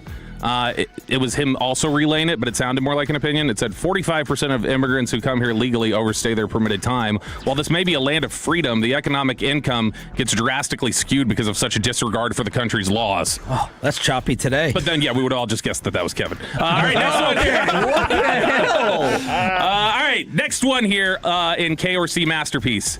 She actually gets her specimen from a drunken man who is none the wiser. And yes, specimen is exactly what you think it is. That's Kevin. I think that's in regards. Go ahead. I agree. I'm hoping it's like a movie review. I think it is. Your guess? I'll say it's I'll go with Kevin. It is Kevin. It is a movie review. It's some movie with old Captain Marvel lady. What are you where she ends up with about? a kid. It was some movie you reviewed where she ended up with a kid 7 years later or something like that. All right. Next one here. You didn't look up the name of the movie? No, I saw it. I don't remember which one it was. All right, next one. This is in line sort of more with the first one. Quote, take that, Mein Kampf. That feels like me. That feels like something. I sent Alec this quote, and Alec said, this just sounds like something Hagee would say on a Tuesday at 11 o'clock. What's the phrase? Take that, Mein Kampf, which is Hitler's autobiography. Yeah. Oh, which I feel okay about that because in that scenario, you are not saying I'm against it. Yeah, you're not saying that you're in favor of this at all. So take that, Mein Kampf. Are we all just in agreement that that's Kevin? Yeah. Good, because it is Kevin Hageland for sure. know if I like that one. It was you actually writing a story called "Side Effects of Being a Vegetarian or Vegan Showing." Oh man! Whoa. Which opened Did you with shame vegans? Which opened with I had always heard that vegetarians and vegans could have deficiencies of B12, iron, and protein because of their diets, but apparently there is another side effect associated with that lifestyle choice, and that side effect is, wait for it, rage in all caps. That is from you say the wait blog. For it, that's Kevin. I want to hear the whole that article. has to be from the blog. No, you were sarcastically mocking some letters you had gotten, like feedback about something you'd written something on the blog just playfully. And so people I took had it written a seriously. blog that said vegans and vegetarians are disrespecting animals, and I said the vast majority of animals are born and bred to be food. So by not eating them, you're disrespecting the reason they live. I thought it was. I live for you to eat me. I thought it was clearly sarcastic. It was not. I got a lot of hate for and that. somebody said it was the blog was the worst thing ever written, and he said, "Wow, ever take that, Mein Kampf." I think that's a good response. You've come a long way with the way you respond to the fan text today versus your blog readers, the Rexers, the Trevor. Wait, what was it called? The which Blogosaurus? one? Oh, the Blogosaurus, yeah. Yeah, what The I T-Rexers. wrote was worse than Hitler's manifesto. Good job. All right, you get to vote on the fan text. It's the KNC Power Hour here on Sean and RJ. Do you want to continue with Bobby's game or throw in a little football red zone as well? That's all next here on DFW Sports Station. But you...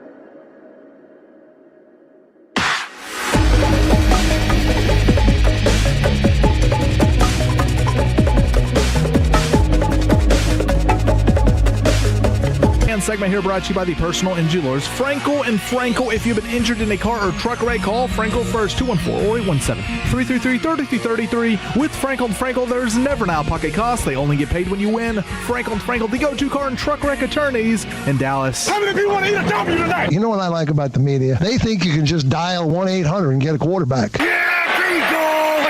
The Red Zone is brought to you by Just Love Coffee on your home of the Dallas Cowboys. It's Sean, Bobby, and we are joined Power Hour by the KNC Masterpiece. The Tolos, you're saying you voted for more game? That's what they said. They were unanimous. They wanted, in fact, they said more of Kevin trolling the Third Reich. And it looks like the dude, Clyde Shank was his name. Yeah.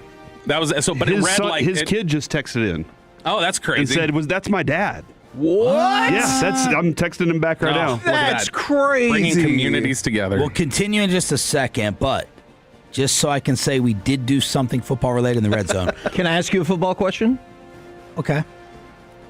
Are you still locked in, or do you still care about the Vrabel and Rossini stuff? Because, again, TMZ yesterday was like, hey, they rented a boat together when she was pregnant. Are you still in on this, or are you like, everyone's got the deal, they lied, and all of that? I've turned the corner. Okay. You know, I did want to read the details of the boat sign-up sheet, but I'm at like 2.5, 3 in terms of new developments. Okay. With what they did together.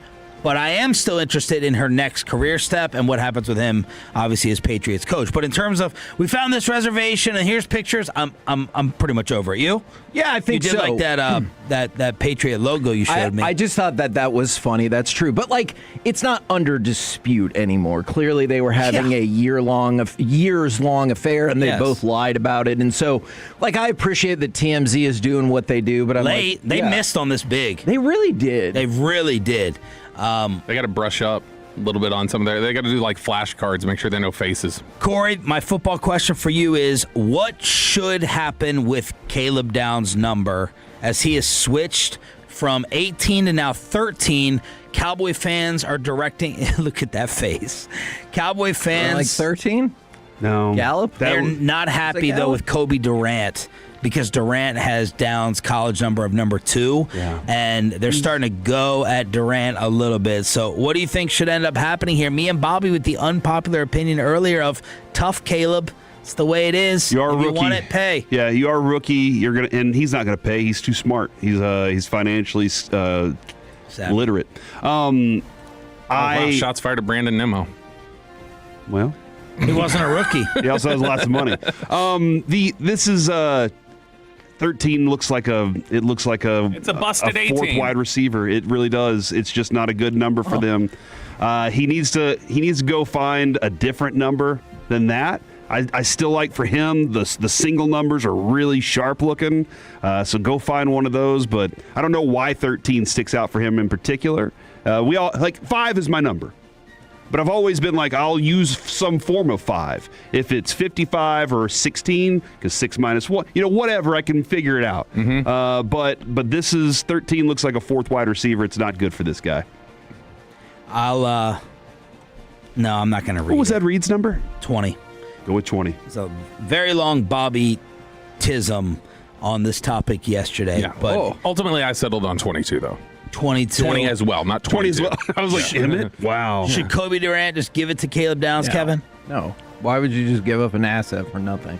I do agree asset management. with Kevin on that too. It's on his side.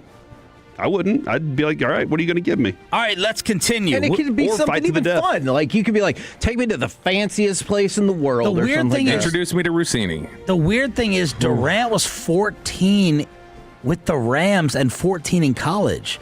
So I'm not understanding why he would be so married to the two. Maybe he was smart and he was like, I bet they're going to take this Downs kid, so I'm going to go ahead and get his number. Oh, man. It's like buying a website ahead of time. Wow. Right? That's a good play. That'd be a good play. All right, let's continue with the or C, masterpiece? Bobby, reset, please. Yes, so Kevin and Corey are sitting in with us, and they have previously written for newspapers. There's a lot out there in the archives from 20 years ago, and so we just want to dive in, read passages, and have them guess which one of them wrote it and what the context was. So let's just jump right back in. And Once again, I appreciate your research. Not my favorite game. I have a feeling you're going to know who wrote this pretty quick. Quote, message boards are heating up with talk that he is the first gay or sexually ambiguous character. It's understandable as to why some might see it that way, as he does his best Truman Capote imitation while looking as though he just came in from Mardi Gras. I know what this is, and I know what movie this is. That is definitely Kevin. This is me. This was the Star Wars Clone Wars movie review. And you were talking about which character? The gay Hut character is what people... Zero. That's what people said because he was like, hello, everybody.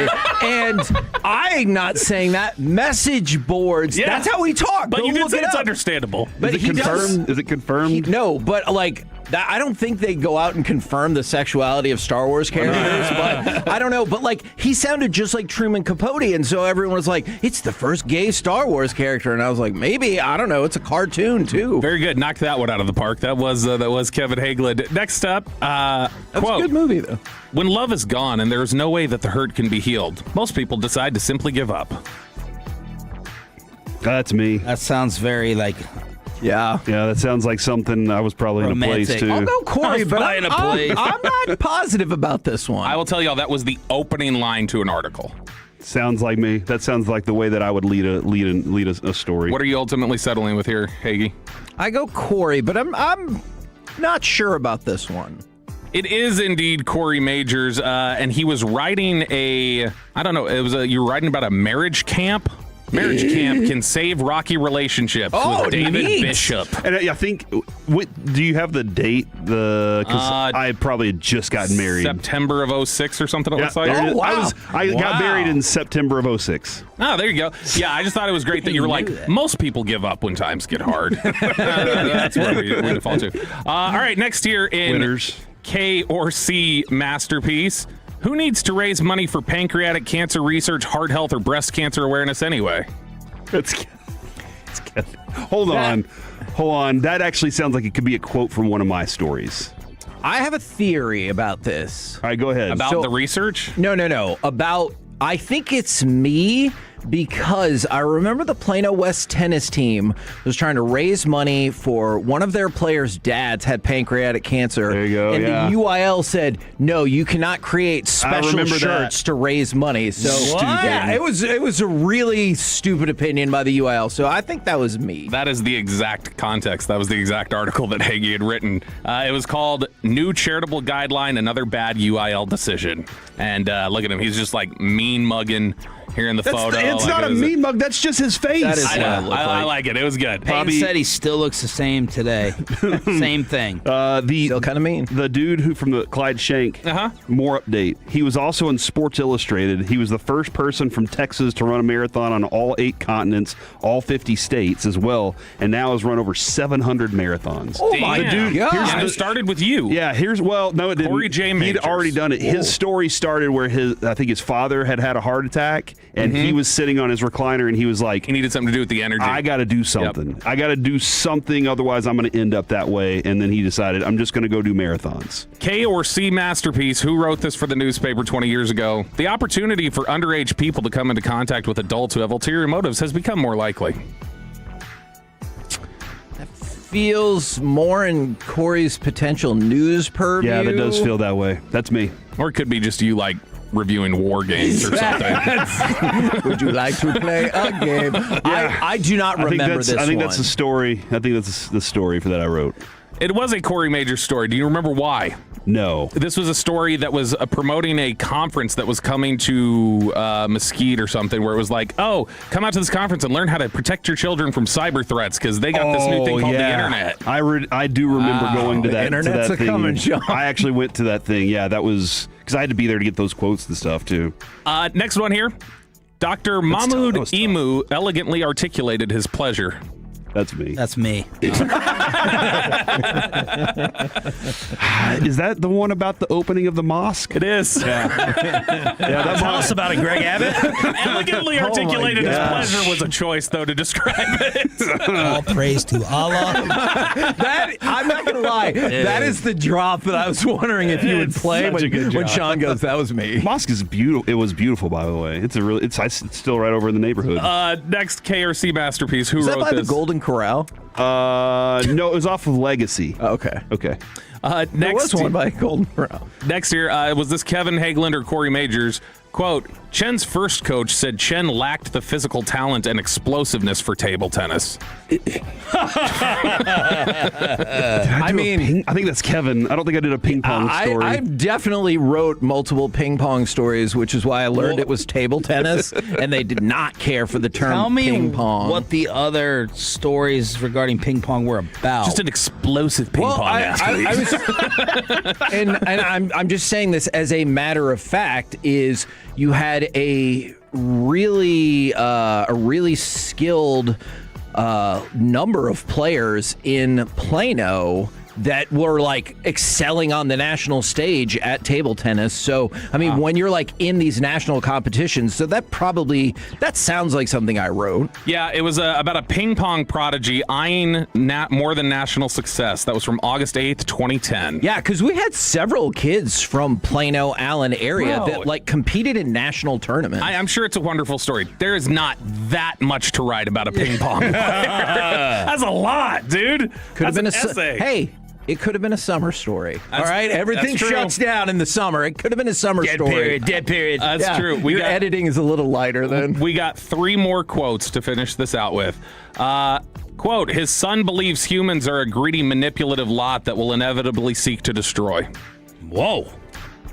That feels like a movie review. Yeah, so that wasn't me. I don't know if it would be Ender's Game or something like that, but I'm going to say movie review. Yeah, I'm going to go with movie review, Kevin.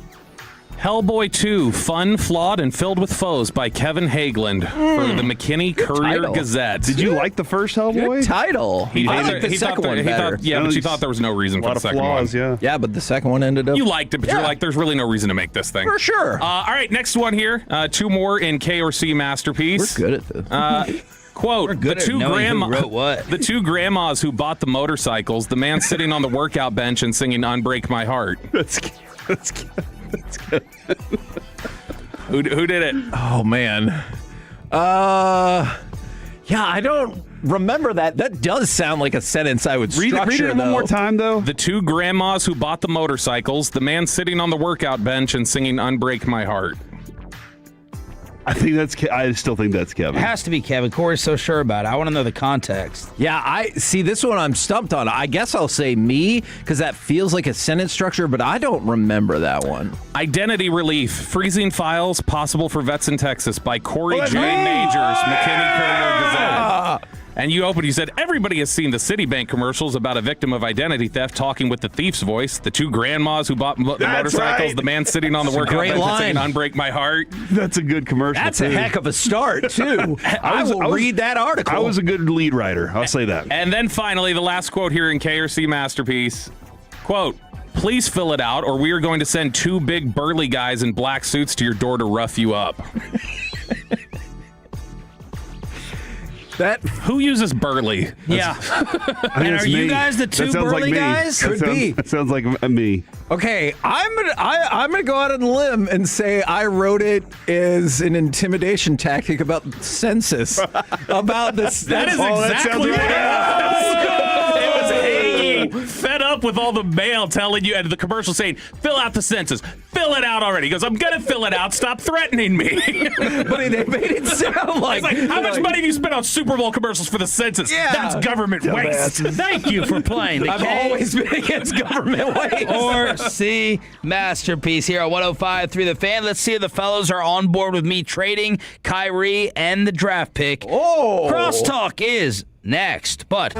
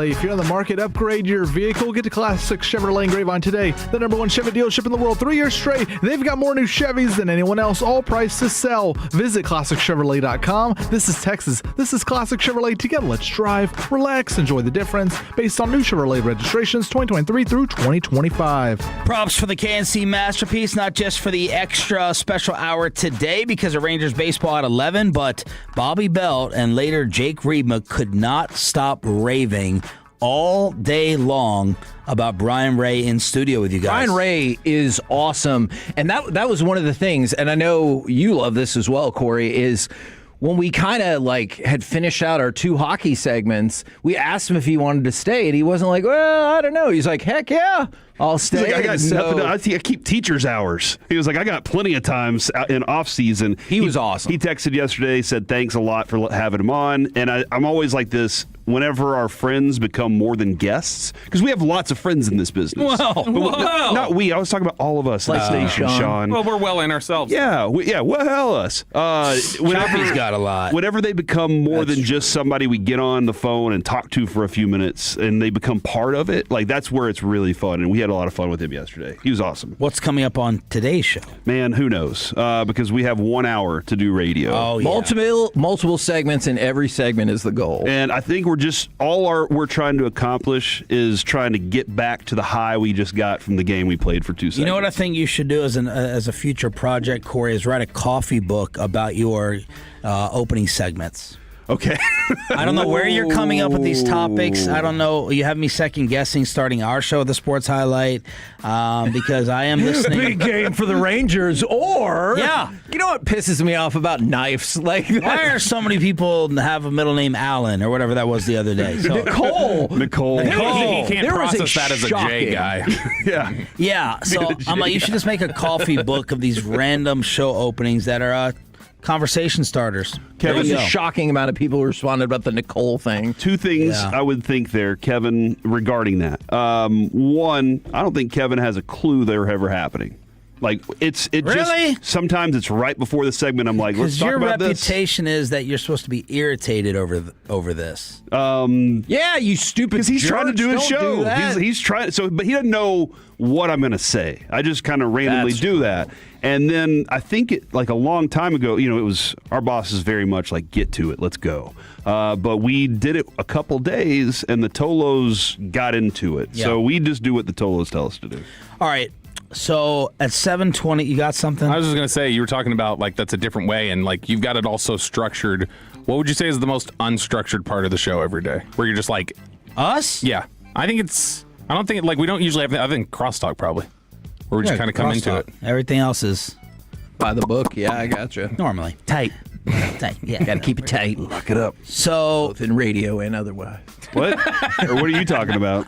He saw that Patriot meme, and now his brain is that Patriot meme is funny. He saw the meme and went back to his sassy days of writing. I need you guys to slap me with reality over what Kyrie Irving and the number 8 pick could bring back, and number 2, what could entice you to give up the number 8 pick, and are you married to Kyrie being here with Cooper Flag? Because I'm seeing Jaylen Brown, I'm seeing Giannis, and I don't want to be stupid and foolish and throw out dumb fantasy trades that, Kyrie and the 8 could get you Jaylen Brown. But I'm like, could you throw anything else into it that you have, whether it's PJ or whether it's Gafford or whether it's Lively? Would you want to go big game veteran hunting since you seem to be on the outside looking in of the draft? Kevin, I know you're, follow these players a lot closer than a lot of other people, or are you just married to Kyrie being here with Flag next year, as I am not? Did you agree with Bobby Marks that he said if he was a free agent, he would be the most coveted this offseason? Yes. Okay, then. So I don't necessarily... Kyrie? I don't necessarily think you're overshooting on some of these ideas.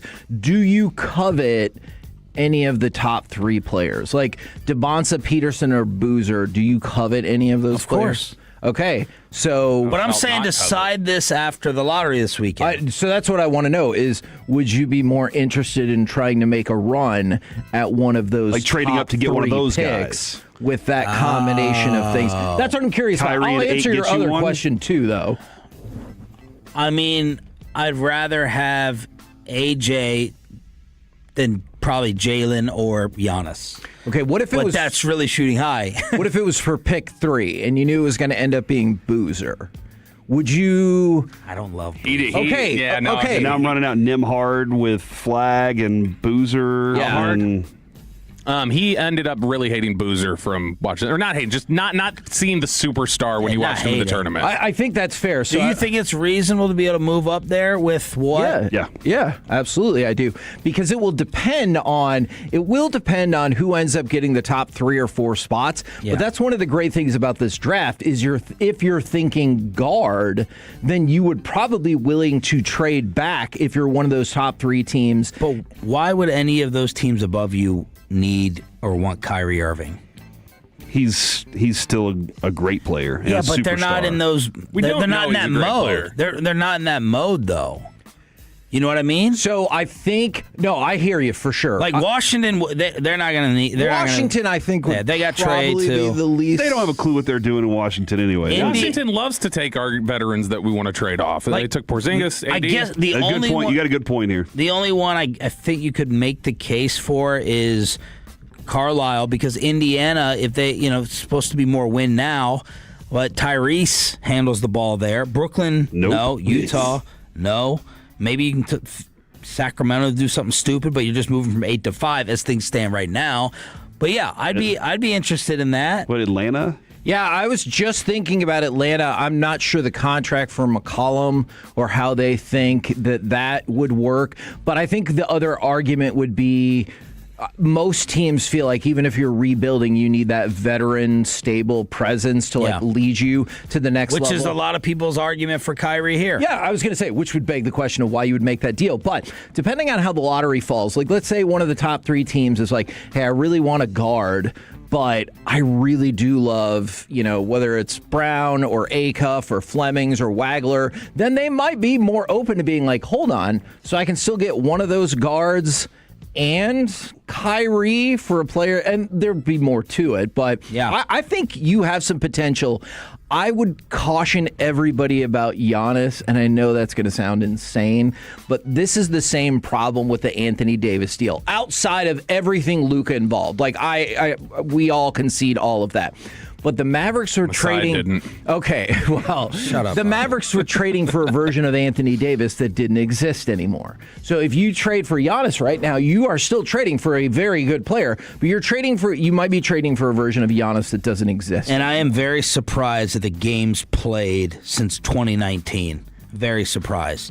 63, 61, 67, 63.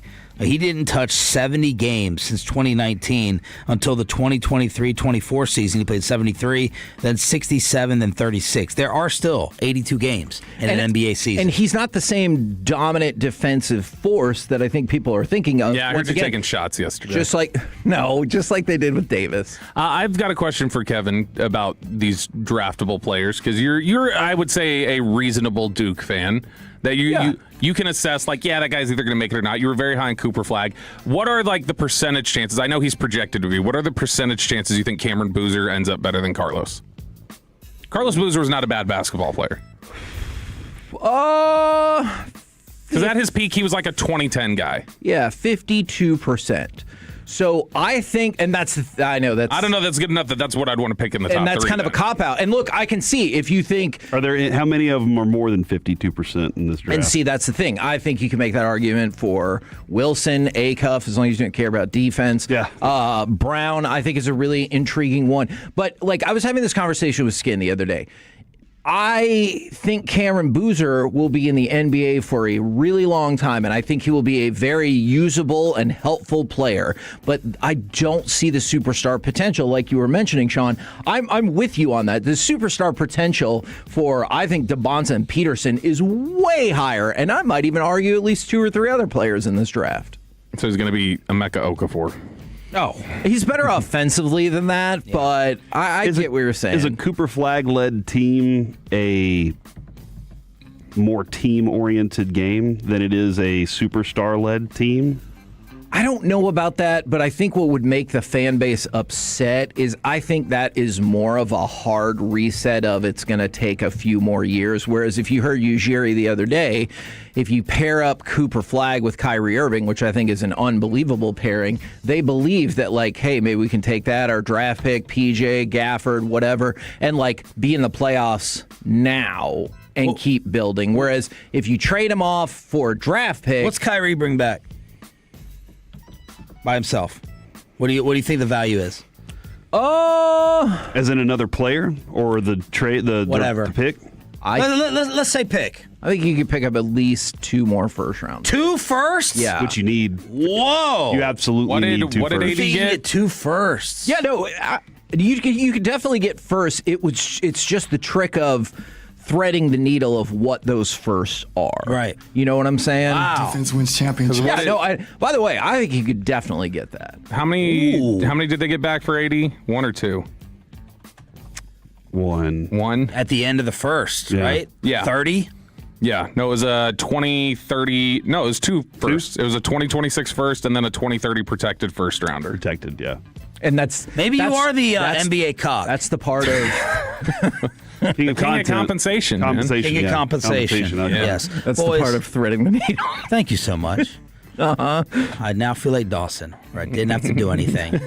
Oh my goodness gracious! Oh, he took shots at us at the end of Ross Tucker. That's why I just responded. Did you hear him? No, I He didn't. goes at the end of Ross Tucker. He goes, "Yeah, Ross normally on the morning show wanted a little bit wider audience to boost his book or to boost his stuff here." There you go, Dawson. That was just me getting even.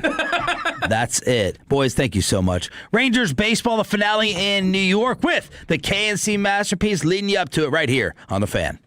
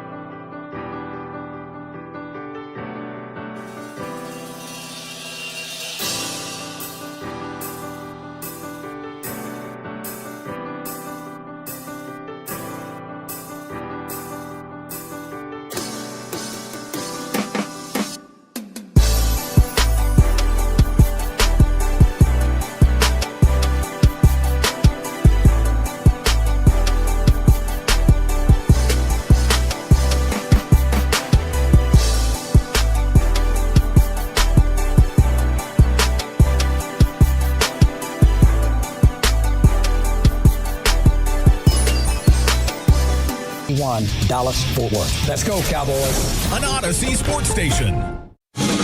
Driven by our D&M Leasing Studios, it's the KNC Masterpiece on 105.3 The Fan. KNC Masterpiece right here on 105.3. Oh, my good night.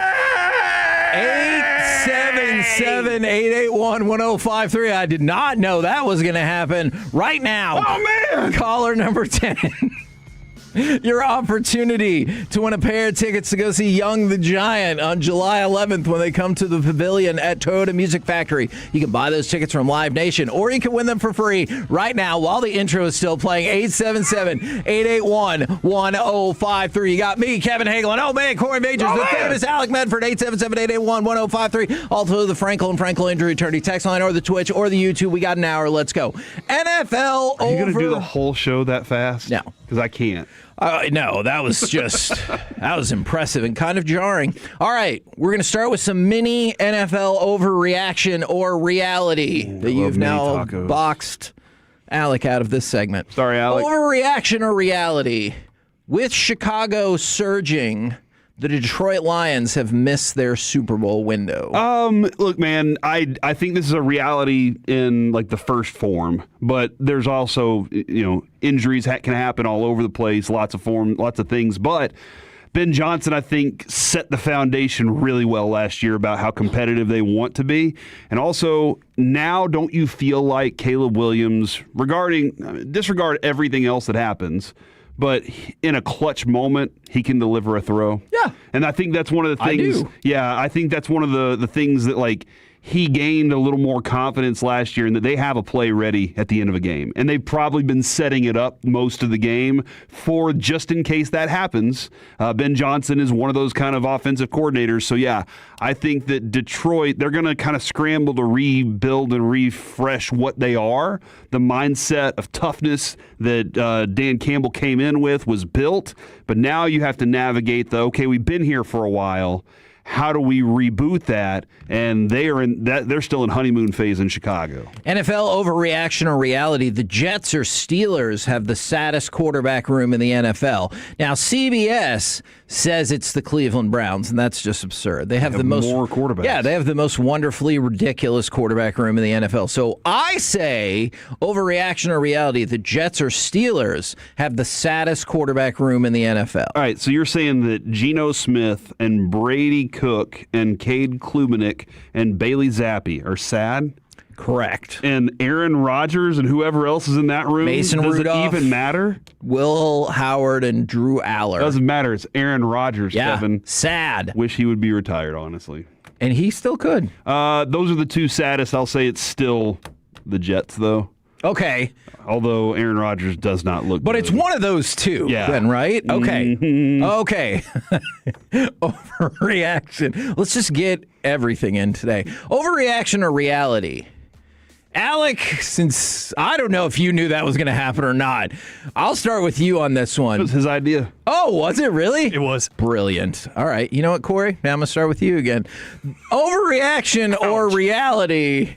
The happenings of the offseason will impact Puka Nakua's actual season. Reality. And you can't, now, here's the thing. Dirk had a big thing happen in his life, right? And then went out and performed better. Some people, they look at that as their chapel whenever they get on the field and they're like, I'll show everybody.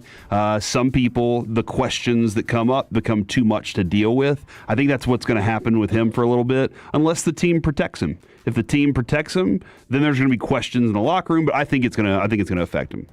Alec, overreaction or reality? The happenings of the offseason, from the civil lawsuit that alleges he bit a woman on New Year's Eve, made an unprovoked anti-Semitic statement, went into rehab, wants a contract extension. All of those happenings will impact Puka Nakua's actual season.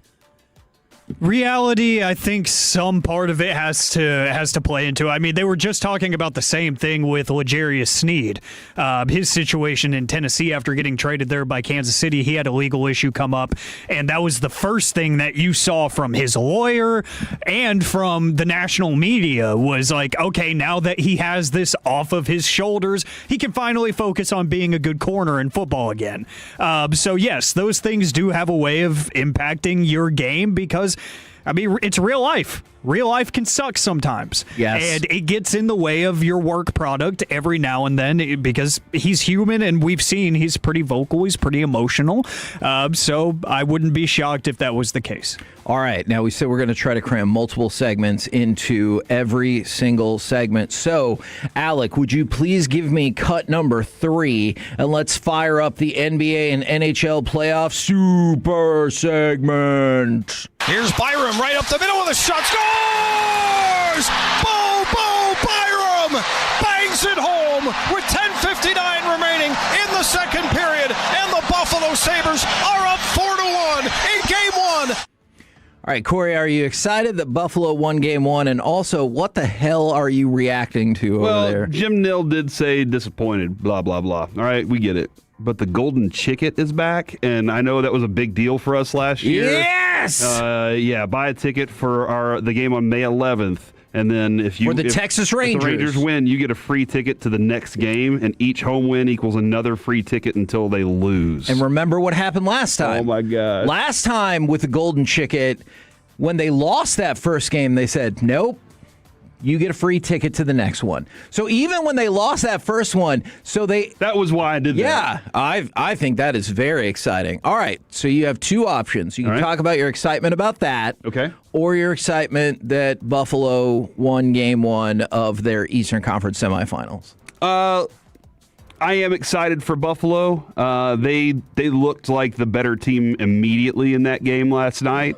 And that crowd. I can see that. That crowd is something that I can get behind right now. Like I can get behind what that crowd needs and wants. The Bills have let them down so many times. Now it's up to the Sabres. Yeah, the Sabres really have to do that. So that was a fun watch. But man, I will tell you this: one of the other teams I was told to keep an eye out for was the Ducks. And they were an absolute blast to watch. It's two different brands of hockey that I got to watch last night. And that's, Kevin, I'm so used to watching Stars brand hockey. And last night I felt like I saw something unique and different. So this is where maybe I'm becoming more hockey fan than just Stars fan. Okay, now it is a lighter slate tonight. I believe it's just the Hurricanes and the Flyers. By the way, also yesterday, the Ducks evened up that series with the Golden Knights. So that series is tied 1-1. Wow. Colorado, I'm not going to do that right now. Colorado is up on the Wild 2-0, but they don't play again until Saturday. And then I've already told you about the other two. Go ahead and give me cut number 4 if you can, because it's only a super segment if we talk about both the NBA and the NHL playoffs. Foul line, step back, 20-footer, got it! Mikal Bridges, a step back jumper over Oubre, and the Knicks on a 9-0 run have a 6-point lead. Now, the New York Knicks were victorious last night over the 76ers. This game had all kinds of history happening in it. There were 25 lead changes in the game. Dang. That is the most lead changes in a playoff game in 11 years. But also, this is now 5 straight wins in the playoffs for the Knicks. Do you know the last time they won 5 straight playoff games? 1991. Ooh, 1999. Okay. Which is a year they went to the NBA Finals. And also, consider this. Jim Jackson on that team? Charles Sprewell was, I believe. Okay. I don't know if Jim Jackson was. They are 6-2 in the playoffs so far this year. Their 2 losses were both by 1 point to the Atlanta Hawks. Do you view, I know they're not the highest seed, but do you view the New York Knicks as the favorite to go to the NBA Finals out of the East? The way they're playing right now, yes. Like offensively, they're playing really good team defense. Yes, I absolutely look at them that way. All right. Allen Houston was on that team. Okay. My bad. Is that who you substituted those other people for? Sometimes. Okay. All right. Well, I appreciate that. I mean, Latrell Sprewell was on that team. But that's not who you're Allen thinking Houston, of. sometimes I get confused with Jim Jackson. And Larry Johnson was on that team, too. Oh, Grandmama. And we told you last night. Hold on. I'm sorry, Kevin. Rick Brunson was also on that team. Whoa. Was he really? Yes. Okay. Allegedly. Not allegedly. Are you rooting for Jaylen Brunson? Yes. I once he was gone, I was like, this doesn't mean I don't root for him anymore. Yeah. I will follow his career forever. I don't have to be a super fan of him, but yeah, he's one of those guys that I'll look at for the rest of his career and be like, dang, you were good, and you're fun to. He's a fun basketball player to watch. Yeah, he's absolutely fun to watch. So yes. Yeah, and then didn't the Knicks just lose a big player? Yeah, OG Anunoby was hurt last night. I haven't seen an update this morning, but he has a leg injury, and that could be problematic. We talked about his defense the other day because that is somebody who was picked up by Ujiri. Also, when we were talking about underdog, we said take a look at Wemby last night and consider hitting that higher. Wemby, 19 points, 15 rebounds as the San Antonio Spurs beat the ever-loving hell out of the Minnesota Timberwolves. So that series is 1-1. Oklahoma leads the Lakers. Oklahoma City leads the Lakers 1-0. That series will get back going again tonight. Detroit's up on the Cavs 1-0, and that series will be back going again tonight. I'm looking up an OG Anunoby update, Kevin, and it looks like all of Knicks fans are also looking for an update. Like, this is just killing my production today. Well, it happened like later in the game, but obviously, like we talked about, that game was back and forth, and you could just see him like hobbling down the right side of the court. And so I understand this could be a historic Knicks season. Like the Knicks are looking for their first title in what, like 54-ish? Sounds like a good number there. Years. And so it's been a long ass time. So as much as we talk about the Cowboys not winning a title in forever, I mean, at least the Knicks have been to the finals, but they also haven't won a title in forever. Now, can you give me cut number 2? Because I'm excited that we can cram even more sports content into this segment. The 2-1. And that ball is hit down the right field line. It's hit well, and it is gone off the facade of the second deck. Dude. Evan Carter with his 4th home run of the year. He does add to the lead. It's 4-0. That was a rocket. It really was. He ripped that one. Do you only want positive sentiments about the Rangers right here? There's because nothing they won negative the game after last night's game, Kevin. I Okay. don't even know. I mean, like, just let's talk about the night that our boy Ezekiel Duran had last night. Okay, I got a positive note for that. When we were talking about the outfield assists by Ezekiel Duran, so he was showing what he could do the last several games in the outfield. Obviously, they've got him positioned at second base right now. We said that was the most logical swap, especially with Josh Smith hurt. But Ezekiel Duran has 3 straight games with an extra base hit. Let's go. And so that is something that I know that you keyed in on the last several weeks, is like we're talking about home runs, and I understand all of that.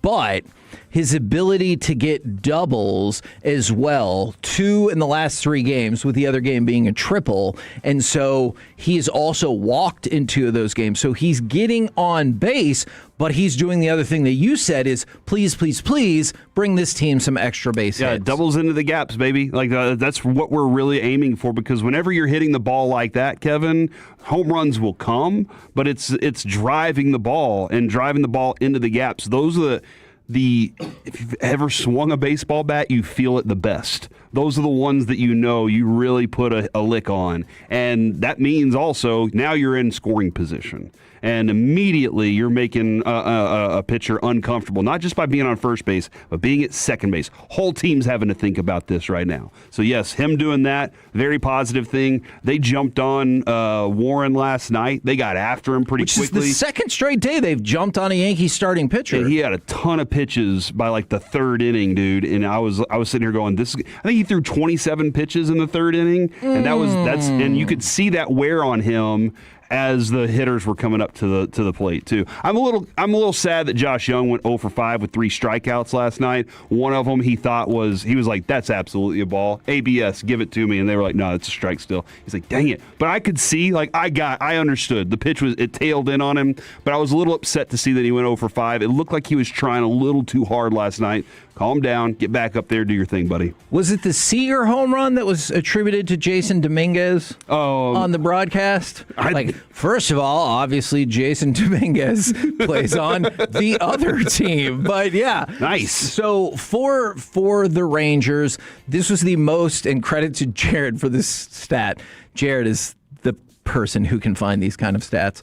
The Rangers hadn't had a multiple home run over the fence game. Over the fence. Since April 15th because they also had Evan Carter inside the park home run. But yeah, over the fence home run, it had been about 3 weeks since that happened. But Nathan Eovaldi was fantastic. You get the win 6-1, and that's encouraging because I know people were already concerned. Maybe this could end with a sweep, and maybe today you can win this series. Kevin, I think today you could win this series. I think I have something to fill the last 20 seconds here.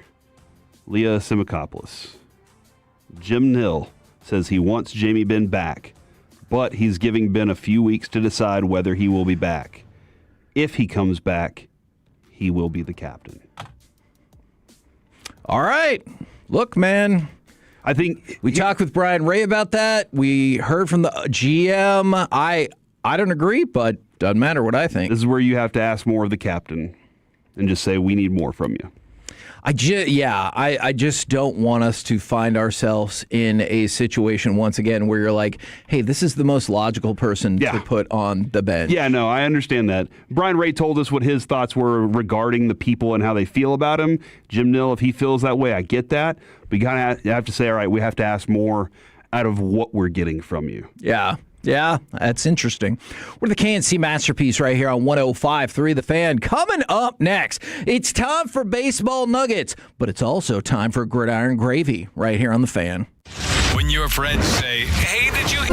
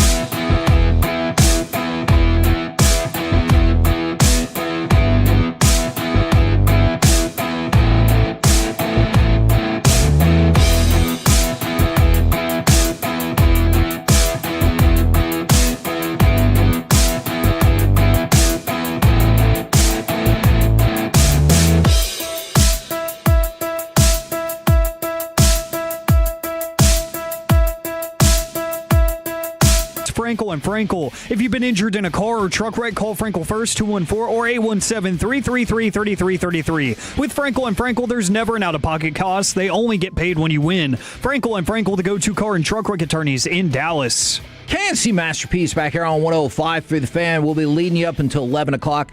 Pre-game for the Rangers-Yankees series finale starts. Got a chance to win that series today. First pitch about 11:37, 11:38. But right now, let's fire up some baseball nuggets. And we start with, well, we've talked about viewership for the hockey playoffs are way up. Viewership for NBA playoffs is slightly up. The viewership nationally for MLB games is way up so far as well. Through the first weekend of May, the average MLB game nationally is getting 2.28 million viewers. That is a 44% increase over last year and the best start in the last 9 years. I know exactly why. Tell me. The AL or the NL Central playing so well. I mean, that might be the case. When the Pirates are good, MLB just benefits. Huh. That's always been the case. Is that right? I think so. So you wouldn't say maybe the Yankees and the Dodgers too, or?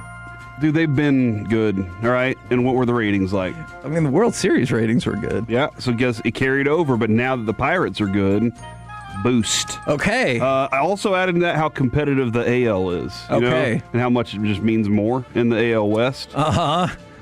I think those are the exact reasons, Kevin. Where the team in first place seriously, has a 500 record. The Cubs being in first place in their division is a good thing. Oh, yeah. They're awesome. It's terrible timing on their part because the rest of their division is good. Yeah. But also the Cardinals being good, that's always a positive for baseball. And then add in the fact that the Pirates might add 0.2 on ratings. Like, it's good.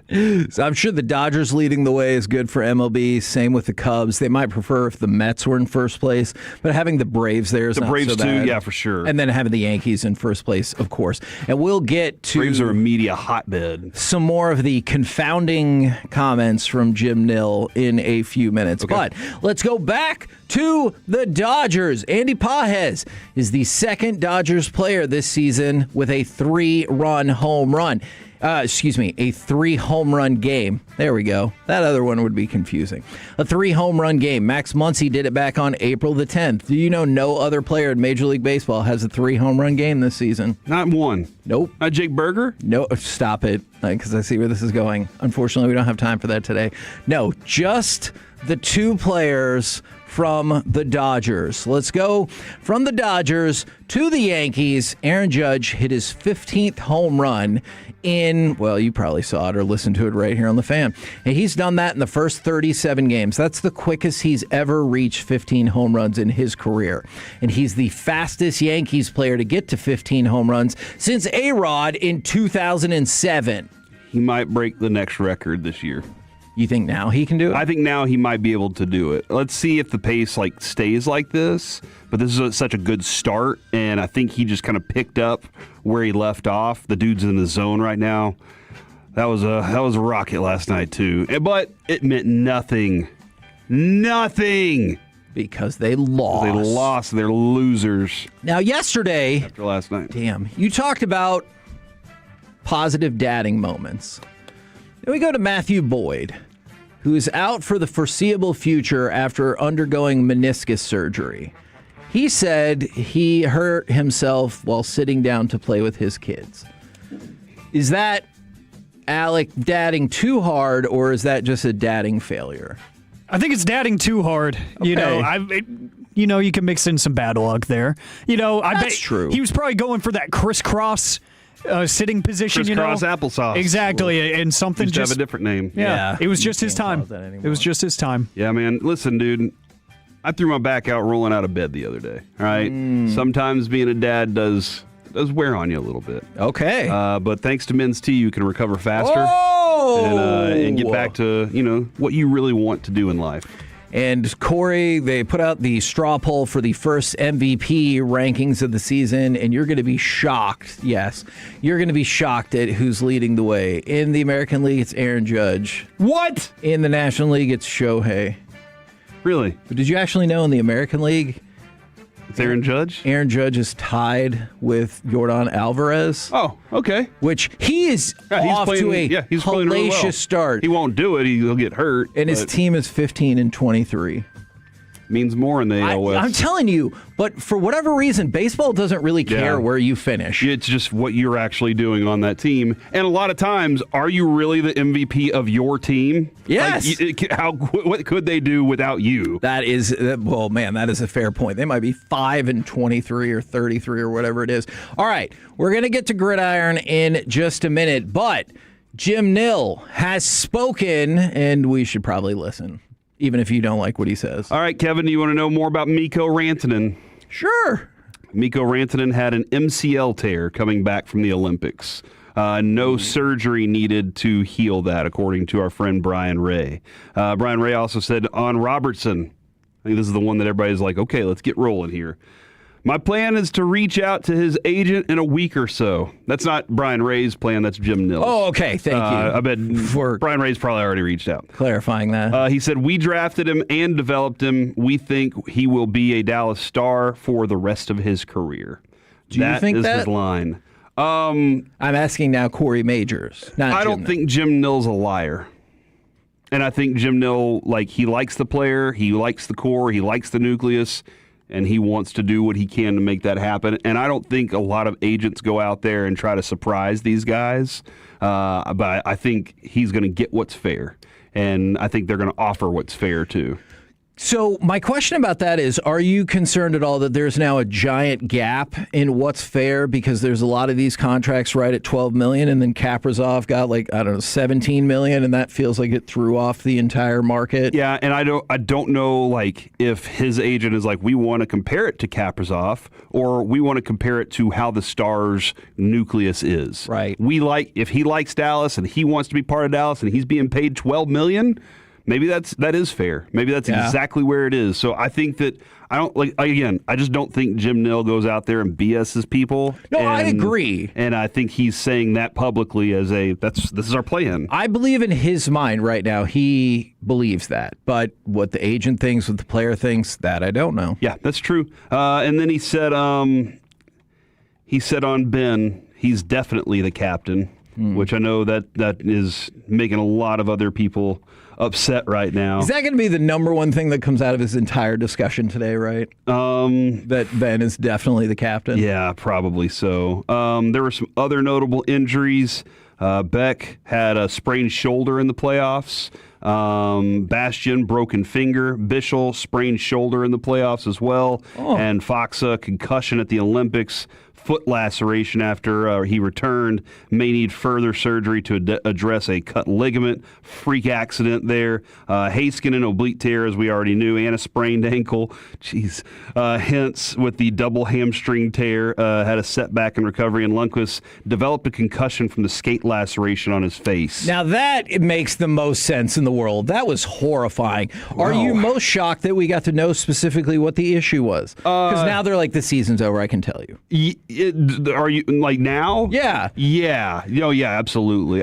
Wouldn't it be great if he goes, hence, upper body injury, Heiskanen, lower body injury. That's all you Lundqvist, upper body injury. That was a face thing, dude. Over. That was a face thing. That is astonishing. This is when hockey does this, though. They're like, hey, look, man, these guys are tougher than us. And they go out there and they fight through it, and we don't talk about it until it's over because I don't want somebody knowing that I have a broken finger and then they're sitting there the ref can't see everything. Yeah. And every single play somebody's trying to go after my shoulder or go after my broken finger or my lacerated face. Those things I don't want anybody to know, so they don't talk about it. And then you tough it out, and then at the end it's the excuse of why you lost.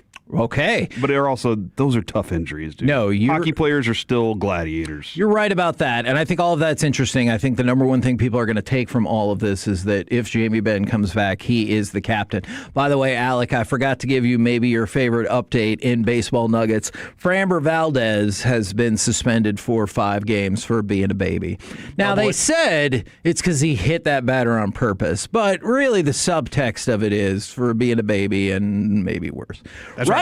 Okay, good. Right now, powered by Men's Tea Clinic. Let's go around the entire NFL and dip into some gridiron gravy. Dip and ribbit.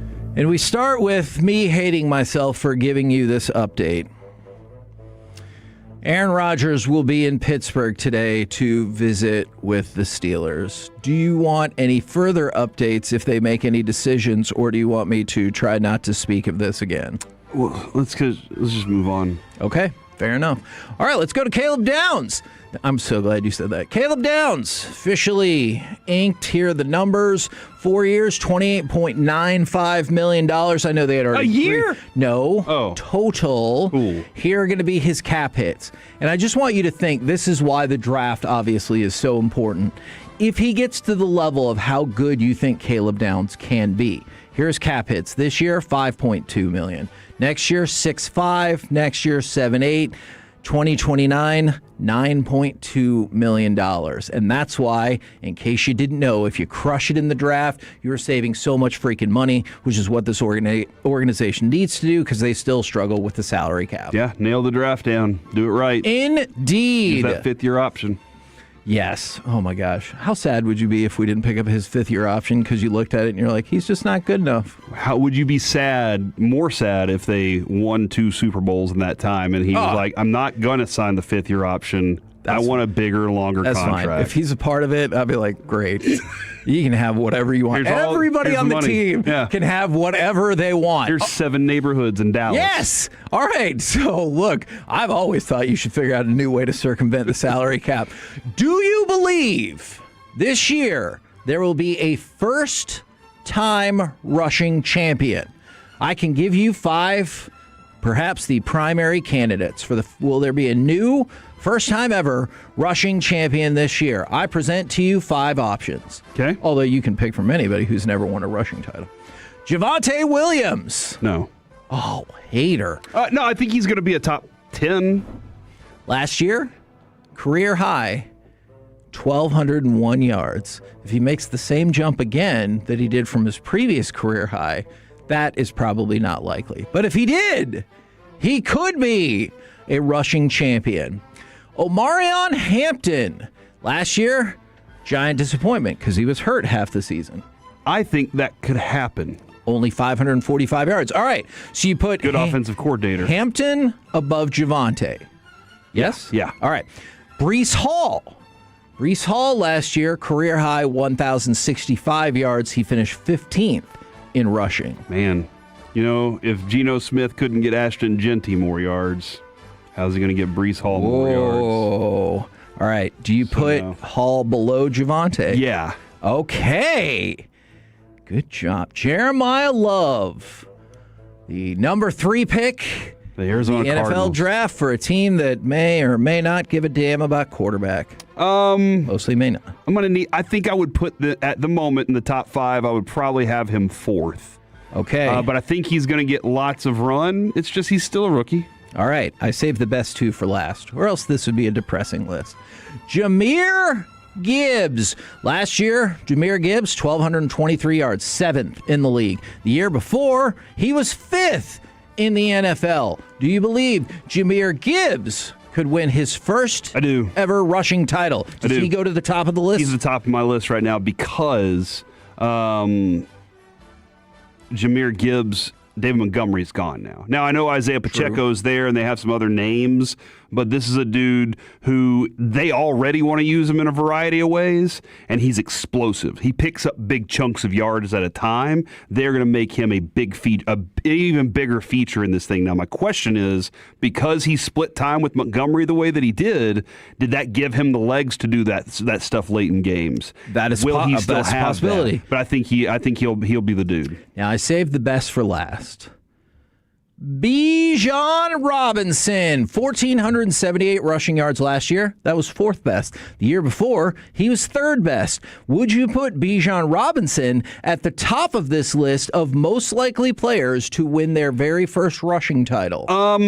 If they focus more on him as a runner than a receiver, yes. I'll put him 2nd. I'll put him number 2. He goes behind Gibbs. Yeah. So it would go Gibbs, Bijan, Amarion, Javonte, Breece Hall, and then Love. Amarion's going to have a fantastic year if he stays healthy because Mike McDaniel, that coordinator, is going to say, hey, a little less Herbert and a little more of our brilliant run game to set Herbert up for success. All right, quick question. Would you sub in either one of these options instead? Kyron Williams or Devon Achane? Achan's going to struggle, in my opinion, because he doesn't have McDaniels there anymore. And he might not show up. Kyron Williams...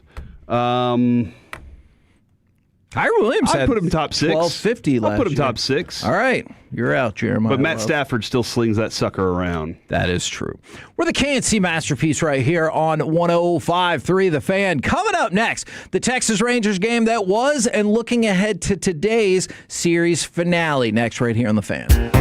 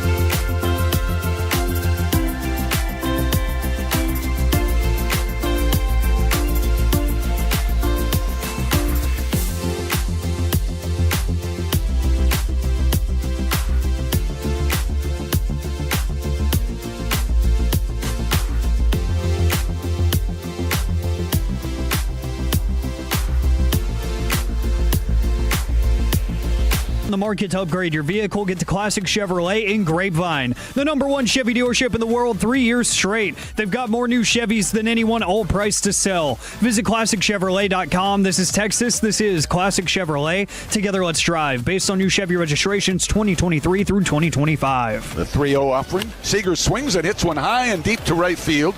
Aaron Judge is back. He's at the wall. That is far. It is gone. Corey Seager with a towering home run. That's the way to come out of a slump. He gives the Rangers a 1-0 lead. And they would go on to win that game 6-1. The rubber match of the series coming up today. Pregame at 11 o'clock. First pitch probably about 11:37, 11:38 right here on your home of the Rangers, 105.3 The Fan. Now, I wanted to look back a little bit on yesterday's game. Also, we can go ahead and get your predictions for today's game. I saw this stat from Jared. The Rangers all-time are 91-167 at Yankee Stadium. Okay. And we with got some work to do. They do. But with the win yesterday, they went from 5-18 to now 6-18. Nice. In their last run there, which is still not great, but it's better than 5-19, right? Yes, for sure. And winning this series, I think, would be so terribly impressive because you look at what the Yankees have been doing since April 17th. Since April 17th, the Yankees have scored 113 runs and given up 44. Okay. Wow. Yeah. That is crazy. And so, I mean, look, they're clearly the class, at least thus far, of the American League. And we'll see how today goes. I know Mackenzie Gore can be his own adventure. But if you could go in there, take a series off of the best team in the American League, though I know Tampa's in that mix as well, I think that would be huge coming back home. As I was kind of watching them only get one run on Evaldi, I was like, okay, is Evaldi that crisp tonight? Or maybe there was a little bit of what you were asking Skip regarding the go to the stadium, then leave the stadium, little letdown of, okay, whatever, and we'll get them tomorrow. But Blackburn's not, I'm not expecting Blackburn to go do a lot today against the Rangers. Hopefully, he gets 1 or 2 strikeouts like he usually does, but hopefully the Rangers can tag him a little bit. I just need to see the Mackenzie Gore consistently, like through a game, that we think is there and think exists, because sometimes you're like, okay, that curveball's it, and then other times you're like, where is he right now? So that's stealing a series though from this one right now would be a great launching pad for this team. Now you keyed in on consistency with Mackenzie Gore, because earlier when Sean was doing his underdog spot, and I was like, hey, man, by the way, promo code Masterpiece, get $50 in bonus entries when you make your first $5 play on underdog. I would consider taking higher for Mackenzie Gore in terms of walks, because that can be a crazy adventure. So 3 walks apiece in the last 2 games. Going back to the A's game before that, he had 6 walks. Wedged in between all of that, only 1. So you never quite know what you're going to get with Mackenzie Gore. I think it's easy to say Mackenzie Gore is surely one of the least efficient pitchers that we've seen in some time. But the frustrating part is, you also see how freaking awesome he is when he's on, right? Yeah. The liveliness of his fastball, the movement on his curveball. When he has his location, he's almost unhittable, dude. It's just him doing that consistently. And I don't know if it's a mind thing or a physical mechanical thing. That's why you got a really good pitching coach there to work on those things.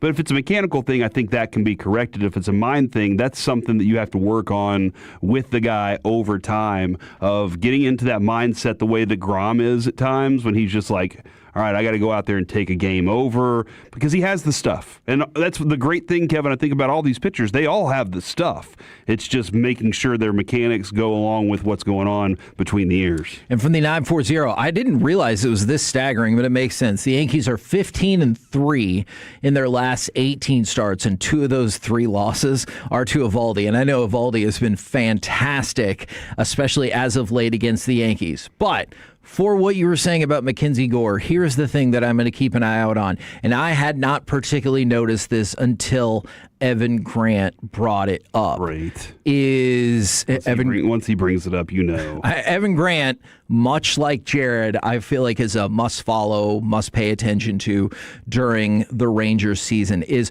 Mackenzie Gore does not seem to have adjusted well in a start. Either he's got his best stuff and the other team is in for a long day, or he doesn't and we're in for a long day. And I know you might be like, well, that makes sense. But usually you can find pitchers who can work their way to a serviceable outing even if they don't have their best stuff. Yeah, and I think that what's really interesting is we brought that up with Skip, was it a couple weeks ago? And he said, I was really hoping the curveball would be the thing that would get him back. Right. And that's not necessarily how I think Mike taught us that baseball is supposed to be done. Your best pitch, if it's your curveball, like a Barry Zito, maybe that's the way that he did it, and maybe that is it for Mackenzie Gore, but most of the time, it's fastball location, command of that, and then that builds off of everything else. But Mackenzie Gore, I think in that specific game, that was the only pitch that was really working for him, and so they were hoping that could kind of recenter him, and he does have to find whatever that thing is that whenever things go awry for him, he kind of brings it back to that, hones back in, sets up, and guys have a problem teeing off on him. And I certainly understand sticking with pitching. I certainly understand why Jacob Latz, his performance last night, will get moved past because Nathan Eovaldi was a story. Nathan Eovaldi is freaking awesome. That start yesterday was tremendous. But Jacob Latz continues to be outstanding this year. Lowered his ERA from 1.02 to 0.96. And one of the things that Schumacher said about him was he's kind of that silent assassin. Love that line. And he said he's super calm, he's never too high or never too low, which makes him perfect for high leverage innings. And I'm not here to tell you that the ninth inning last night was high leverage, but I think that that's a great point. And here's the other thing. His fastball this year averages 1.5 miles faster in the ninth inning, because he has more freedom, especially if you're not going multiple innings or if you're not going past like 2 innings to unleash your best stuff. And against left-handed hitters, they're only hitting 161 against him. And right-handed hitters have no hits against him this year good versus luck, chumps. Yeah, exactly. Versus 9 strikeouts. So I just wanted to take the chance to shout out Jacob Latz. And I love the calmness line because, again, that could mean a future of high leverage inning pitching, which you need. His first outing, 4 innings, we kind of needed it with DeGrom out that day. Since then, no more than 2. And that's kind of... Which is because they've moved what he does. Yeah, and that's kind of exactly like he fits in his role so well right now, Kevin. And I know you want to make him a starter. You're like, please, go do that. I am curious because of history. Because he can. History has shown, though, that after 4 innings, after 3 innings, things change for him. And I don't know how that changes. Maybe it's his legs. I don't know what it is. But the history's shown that he is where he belongs right now, though. And having somebody like that as an asset to your team, that's a positive. And we were just talking about it, like because of that varied skill set that he shows, he might just be too good in his current role to move him anywhere else. All right, gentlemen, do the Rangers win today? Do they win the series against the best team in the American League? Yes, the Rangers do it again today. Evan Carter hits 2 doubles today, Kevin. Oh. That is my prediction. And Ezekiel Duran gets on base 3 times. And he's had 3 straight games with extra base hits. Going to make it 4? Yes. Okay, Alec, do the Rangers win the series today? Duh, Yankees lose. I would love to see that. All right, I will also, and I don't want to be left out of this, I will also say that the Rangers win this game. The Rangers win this series. Pre-game coming up at 11 o'clock. First pitch about 11:38. Right here on The Fan. We'll be back tomorrow, 10 to 2. I said it on The Fan.